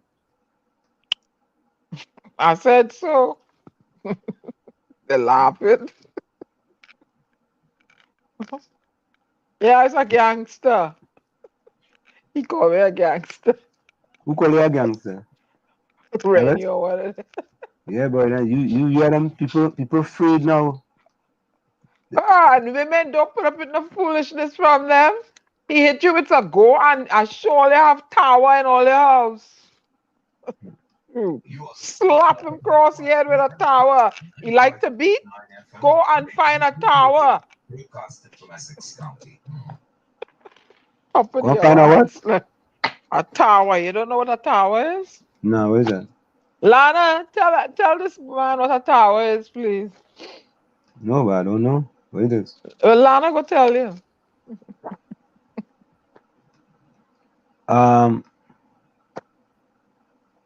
Why Lana to tell me? Oh, go on. I don't know this thing gone by. Lana, Nadia, tell your favorite co-host what a tower is. Highly tell Anselm what a tower is.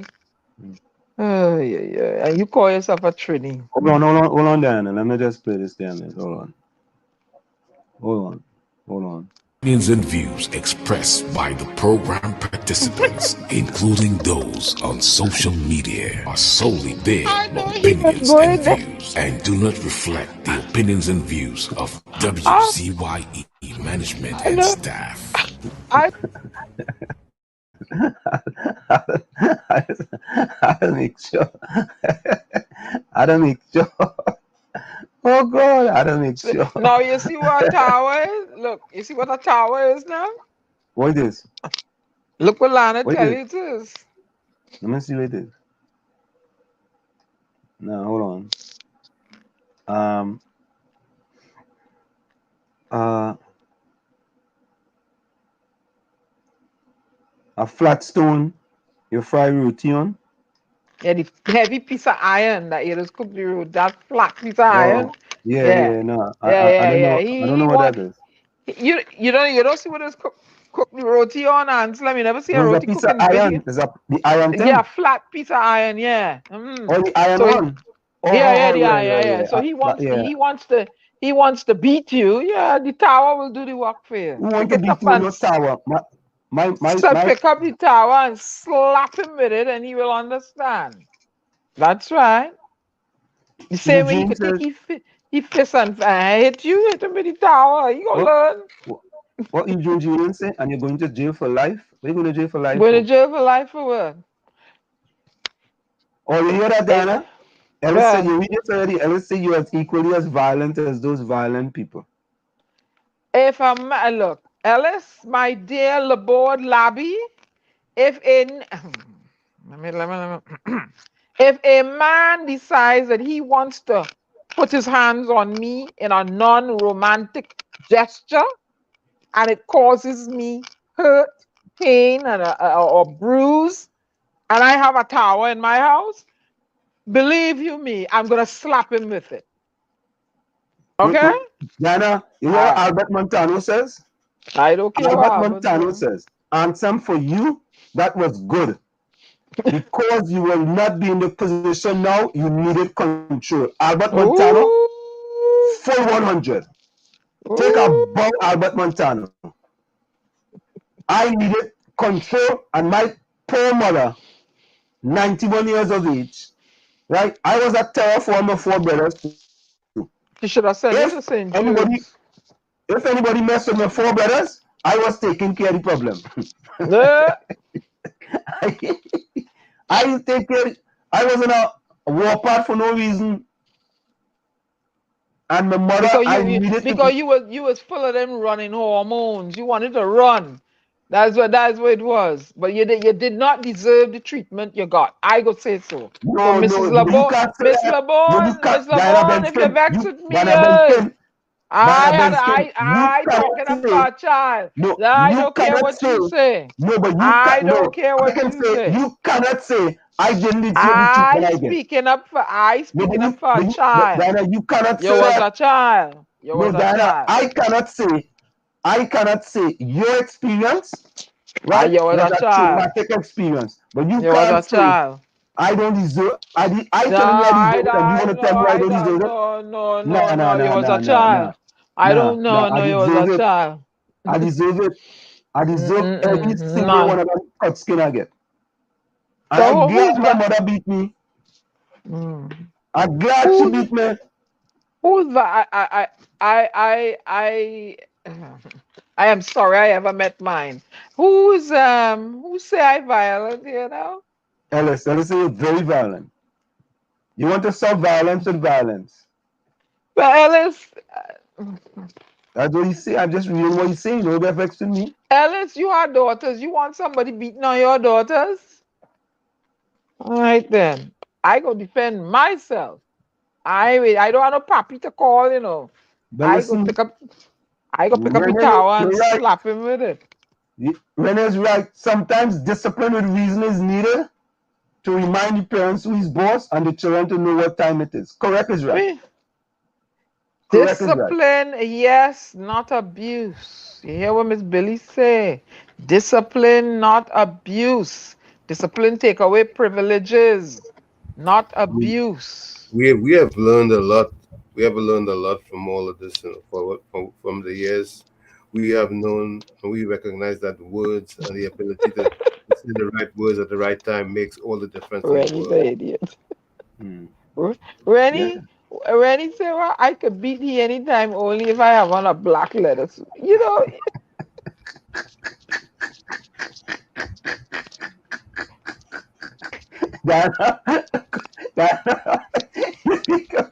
Look, man, we're good now.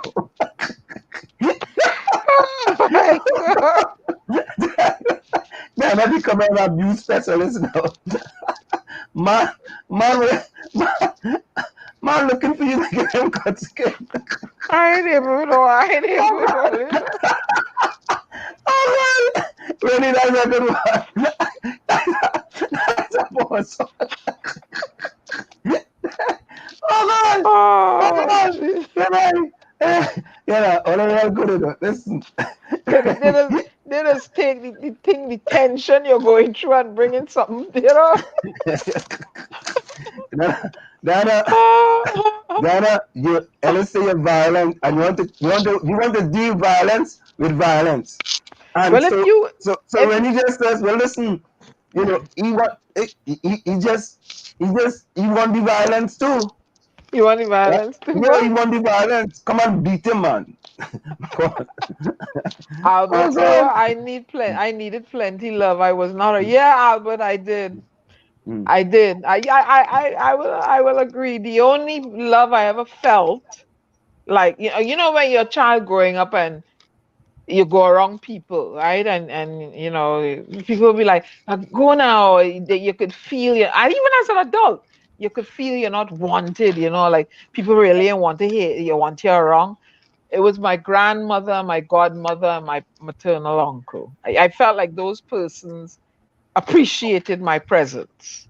I have never felt wanted around my mother and asked for papi dearest. Oh God, that's another story. Diana, let me say this. So Albert, Rennie, Ellis, Rose, and Hailey.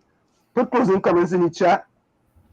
Ellis, Rose, Rennie, and Hailey. You know, I ain't see Takesha tonight. So Rennie, Ellis, Rose, Hailey, Rennie. I saw what I saw? Eugene Julian. Put closing comments in the chat using Julian. Mean Gene. Mean Gene, but yeah, Mean Gene. Mean Gene, the next one of your friends, you know. I wonder if Mean Gene will you beat him too, eh? Mean Gene. Mean Gene. Levi. Yeah, your name is Mean Gene. You might well beat him to you there. Mean Levi. Dana, you might have to bring a brown belt to beat Eugene though. Eugene. Oh shit. Look, Ellis say no guy will hit his daughters once he's alive, he will revoke his lifespan. Well, all right, now I'm talking. Oh, he resorting to violence now? You see? Eh? But he say he will revoke his lifespan. See? Also, Ellis resorting to violence too now, so he can't call you a violent person no more. No, he can't. Eh? I say right, I'm defending myself. You go violence and violence. Answer him if the man hits me, you know, and damages me. I'm gonna look for something and fix his wagon. You got that right. I ain't right in a corner and happening on my hand. And, they got plenty thing in the house I could pick up and run. Fix his wagon good. I glad that's why you're single, you know, because I don't know. It had nothing to do with single. You have to keep your hand to yourself. No, that's what it had to do. I'm just saying, but because if it happens, the fella might be coming to give you a hug, and next thing you coming to give me no hug. No, you come and get a hug. You come and get a hug and you end up with a black and blue eye. I talking about your black and blue eye. No, coming to give you a hug, and next thing you think he coming to be violent, and you get violent ahead of time. No, that is not so. The violence has to be perpetrated on me first. You perpetrate that violence, I am going to respond. By mistake. Hit me by who? Mistake. Anselm, don't make joke, yeah? Don't make joke. Mistake what happened? You hit me by mistake. Well, I go. Your hand you're gonna have a long and short hand by mistake. Do that. Oh God! Violence, boy. I will reciprocate. Oh God! Was Ellis say what? You make love violently. I care violently, so I defend my family violently. But Ellis, there's only violence on Ellis, but. It's only violence from Ellis, boy. Hailey, you violent too? Well, we already know when you violent because he wants you to put on a black leather pants to come and meet you. Tommy, help me out there. We know when you violent, you are there to put on a black leather pants and come and beat him. Diana, you have a big job. Oh God, we are plenty violent people in the village tonight, boy. You know? Oh Lana is still there. How did we go from trauma to this? You're crazy, you know. Lana, you dear Lana? Look, he gone. If I serious, he have handcuffed too. What? Ansel, can we close the program?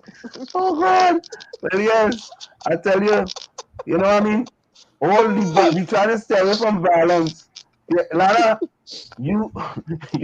Lana, you want let me say that. Somebody said tonight was another good night where the village showed a good example of helpful discussion on the best talk show. Yeah, Lana. Lana, I don't know. Yeah, Lana, we are laughing at you. Yeah, for hug and kissing. I don't know. Lana might wear a snake skin belt. I don't know. She might go. Lana, I don't know. Oh God. Yeah, you know, Ruth said this talk about children behavioral patterns are rather interesting and educational. It needs to be continued in the show for as long as it takes. We all owe this to all our kids and everyone. I agree with that, you know. I fully agree because we need to vet these kind of things out because, you know, many of us pass through different eras. I mean, Diana had a very traumatic experience that I don't wish on anyone. You know, I had an experience that I don't consider to be traumatic, but I consider my experience to be a life-changing experience that changed my life for the better in the future. You know, and not change my life, but change my life with my wife, my son, my daughter, you know, and how I handle my business. You know, so I was very, very, very happy that my mother, my 91-year-old mother, and it's funny, right? And we're gonna close on this.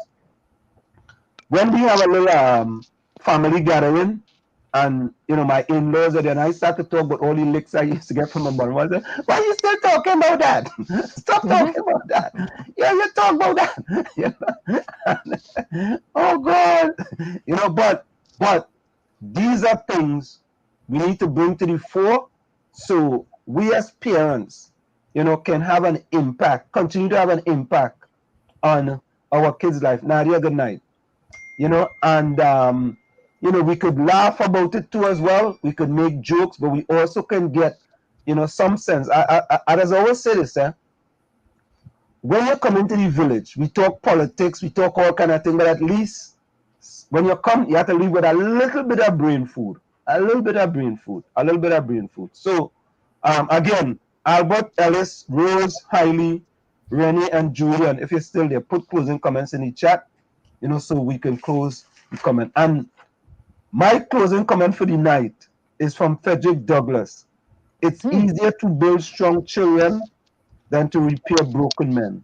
And I will say to people in the chat, right? You, just as Miss Billie says, just reach out to someone that you think may be in need and talk to them. Just talk to them. You just talk to them on the phone, you know, and give them some sense of, you know, listen, everything is going to be okay. It's going to be fine. Give them a positive reinforcement so you can inspire them for a better tomorrow.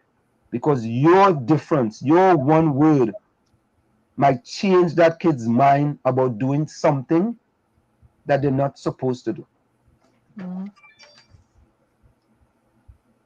Diana Benson, go ahead. Okay. Tonight was an emotional night for me, right? I'm able to compose myself. But I'm going to do a poem that I wrote from a certain space. And I'm trying to draw attention to you people who are abusing your children. This is what they feel. Some of them may feel, and they may not be able to say it like I say it. So I'm going to say what I felt and the abuse that was inflicted upon me by the pretty monster. I cry. Why? Because every blow she delivers hurt. I am now one with the dirt where she once abandoned me at birth. I can't breathe. On my tender neck, the monster continues to squeeze. Maybe I'll surrender and rid myself of this monster. She who gave me life, not trying to end it with a butcher knife. Does she know the damages she's inflicting on me? Every day I live in fear of the pretty monster who lives here in this house, where I've never seen a mouse at play. The pretty monster with 2 long braids, peppered with gray, makes me feel afraid. Whenever she's nearby, I am almost certain to cry. From the corner of my eye, I see the monster lunging at me. So quickly I run as fast as I can. In her hand, always a weapon. I'm a little girl, and a long life I'm supposed to have in this world. With this weapon, the pretty monster has begun to attack me. Verbally berates me, leaves me bleeding, crying, and in pain. The pretty monster, she must be insane, because the more I cry, I'm met with bone-cracking blows. Only God knows. I don't know why. The pretty monster is spewing hateful verbiage and is now in full bloom rage.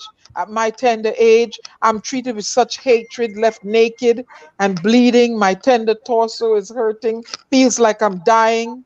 It would be better off than living this way. Every day I pray, dear God, oh God, Lord, release me from this misery. In my state of disassociation, a premonition. The key to my liberation lies in my education. So I perspired and aspired to be free of her. All the pain on me she once inflicted, upon her is now revisited. Her flesh became putrid. Karma delivered a roommate named COVID. Invisible made it hard for her to breathe. She was delivered from her misery. Heaven or hell, which will be her destiny? I don't care. She ain't here to torment me. In peace. This is your global ambassador and poet, Diana Benskin, bidding you auf Wiedersehen. Please stop abusing your children. Thank you.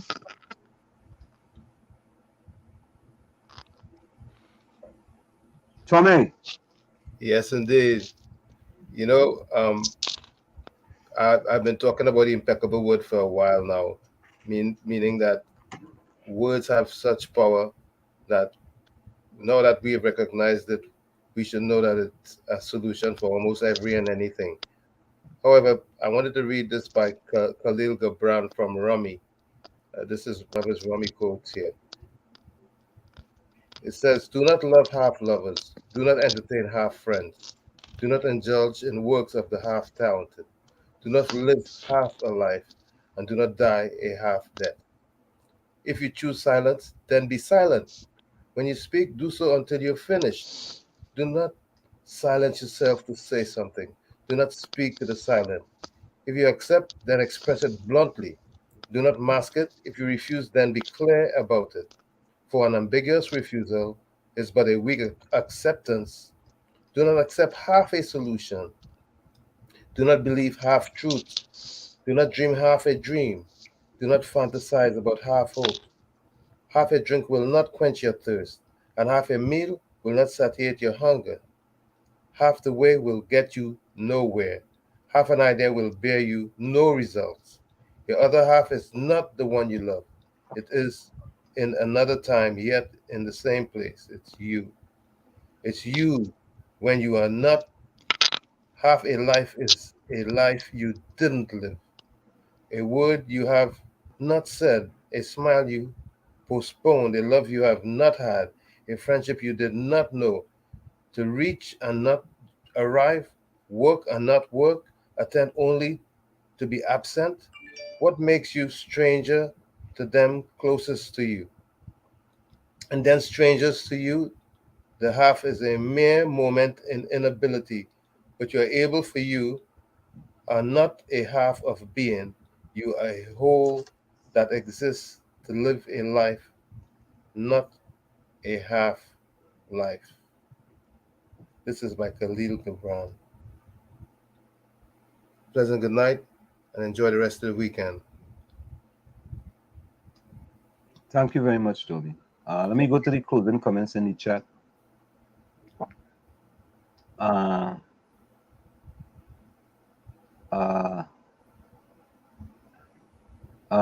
Tommy, Lana says she loved that poem. Thank you, Lana. Diana Puntin Benskin. Okay.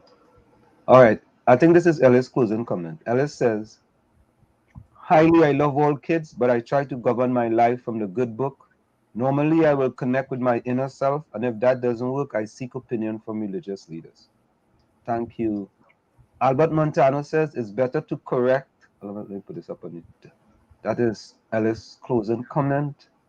Let me put Albert Montano closing comments. "It's better to correct children as they are babies and not wait till it's too late, as someone who came from a large family of 11. Thank you very much, Albert Montano. Hailey says, closing comments. "Children fighting in school like adult criminals back then in the 80s and now still to this day, the violent behavior still exists. We just can't go on this way." Thank you so much, highly true. I feel you 100%. Renee says, "Rennie, we are all one people under the same sun and love. Peace and love to everyone." Let me go back here. And we want to thank our guests, Marsha Walker and Miss Billie, for their input for tonight, right? Okay. Ellis says, My comment is for the admins of the program, especially Gary, guests, and people who participate in the village. Make contribution. Your personal opinion shouldn't matter. Gary, especially to me. Yeah, well, you know what? Everybody's personal opinion is always welcome. You know what I mean? And we don't look down. We will discuss the opinion, but we don't look down on your opinion. Everybody has an opinion, and in this program, you have a right to express your opinion. And come in and express your opinion, but we will deal with it as such, and we will deal with it. Right? Ellis says his closing comment is for the admins of the program, especially Gary. Yeah, he said that's not his. That's he not said that's not his comment. No. Where is it? I see. He say that. Who say that? He said that's not my closing comment. What is your closing comment, Ellis? Hailey says, Ellis, we sometimes have a dig sometimes we have to dig deep inside our souls and ask the question no one is willing to ask themselves to find the true answer. Every action is certainly well thought out. Diana, Lana, don't start no nonsense now. Get your black suit from Rennie. For Rennie? I have to get it black here. Eugene Julian says, too many children having children. Rose says, God bless all of their efforts in assisting the people of this country, wherever and whenever their voices cry out to you in the wind. Thank you, good night, and be safe till next show. Thank you very much, Rose. He just read it. Okay. Who's that? Ellison? He said he just read it. I read two things he put up. What are you complaining about? What is the problem? And I think you need to pawn that black leather thing and take a belt and go beat him.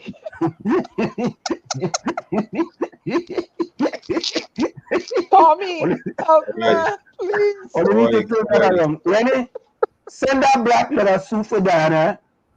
She will go and belt. The belt where she beat Stormy with, she will use that belt and she will go and beat Ellis. Oh. So it will be Stormy Ellis.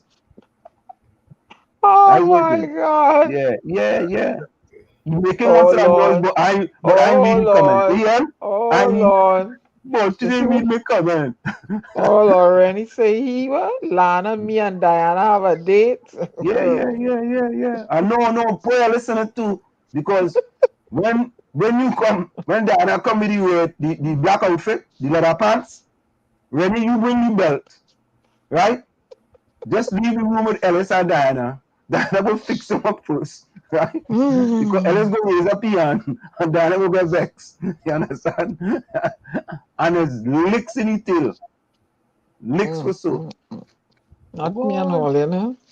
Oh God. Listen, let me go. I'm going out to this one tonight. What is that? Who is that? I said, Rennie asking for trouble, partner. You better be a good jockey on the saddle. Yeah, boy. Rennie, boy, you can ride horse, Rennie. You ever bet in Savannah? I also don't know how you join that. I put you in there. I put you in, man. Dana, and if there was some saddle grease, the saddle grease just used. I don't need any help. What? Dana, you could handle your stories by yourself, right? I can handle all three of them. Oh God! Oh God! Lord have His mercy. Yeah. Oh God, Dana, you need no assistance. I could stand up outside the door, just in case, Hey, Dana, you good? I think it's Stormy with me. No, I go hold Stormy outside. No, I take it Stormy with me. You taking me with you? Look at comments now. What? It's bite and belt. Lana say what? Ray, you see how this gone from a serious topic? Lana say Rennie next thing is a bull piss. It's bite and belt, boy. Bacchanal for so. Bacchanal in the village. Tommy, It's B-A-B, boy. Bob. Belt and bite. Oh. Oh God, folks. Let me get out of here. By the way, By the way, yesterday was Kamala's Prasad Bissasa's birthday. Yeah. Let me wish Mrs. Kamala Prasad Bissessa a belated happy birthday. We hope she had a fantabulous and splendiferous birthday. Yeah. You know, and belated birthday. And we're extending an invitation for you to come on the program. I'm still waiting, Mrs. Bissessa. Yeah. Ask Gary go get she. Gary see? Oh no. Ask Festic and Vonnie and Joan Jadube and Nutscake and Wolverine and Choice Smith. Where Choice Smith was tonight? Don't go to politics. I feel I shall ban him, you know. That's why he didn't come. I feel, hey folks, good night. Rose say making she sweat, play music. I'm making she what? Sweat. How come? Wait now. One more thing. Yeah. We ain't play a kitchen up for his birthday yet.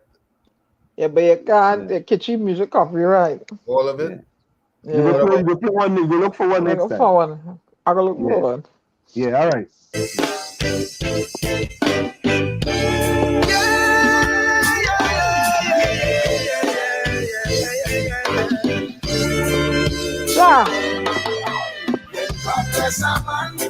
A woman. Nothing must stop you.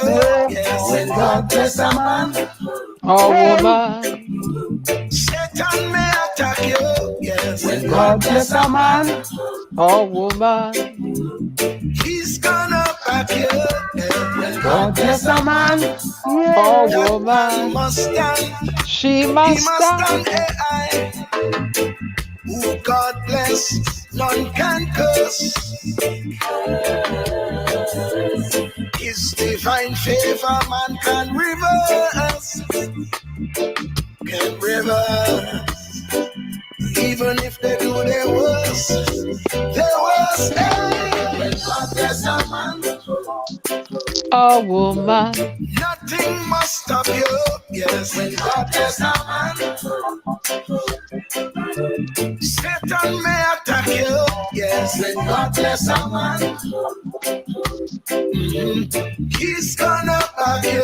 Yes, when God bless a man. That man must stand. He must stand, I say. If you answer his call, he will lift you up. If you fall, hey. If you fall, just give him your all. Hey. When God bless a man, a woman. Nothing must stop you, my friend. When God bless a man, a woman. Satan may attack you. Yes. When God bless a man, a woman. He's gonna back you. Yes. When God bless a man, a woman. That man must stand. He must stand, I say.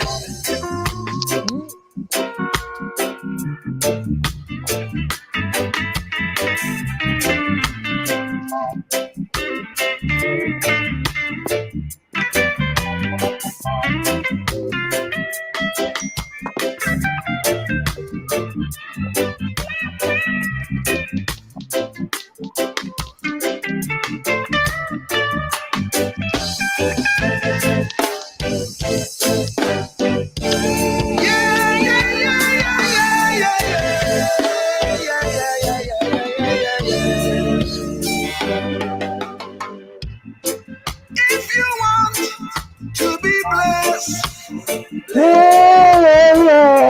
you wanna live a life of good success, you've got to say yes. You've got to say yes. Say yes. God bless a man. Nothing must stop you. When God bless a man, Satan may attack you, my friend. When God bless a man, he's gonna back you. When God bless a man, that man must stand. He must stand, I say. Oh, nothing must stop you. Jehovah say he's gonna back you, my friend. God bless a man. Oh yes, oh yes. Satan may attack you. God bless a man. That man must stand. He must stand. God bless a man. Nothing must stop you. God bless a man. Jehovah said he's gonna back you, my friend. God bless a man. Oh yes, oh yes. Satan may try to attack you. God bless a man. That man must stand, he must stand, he must stand.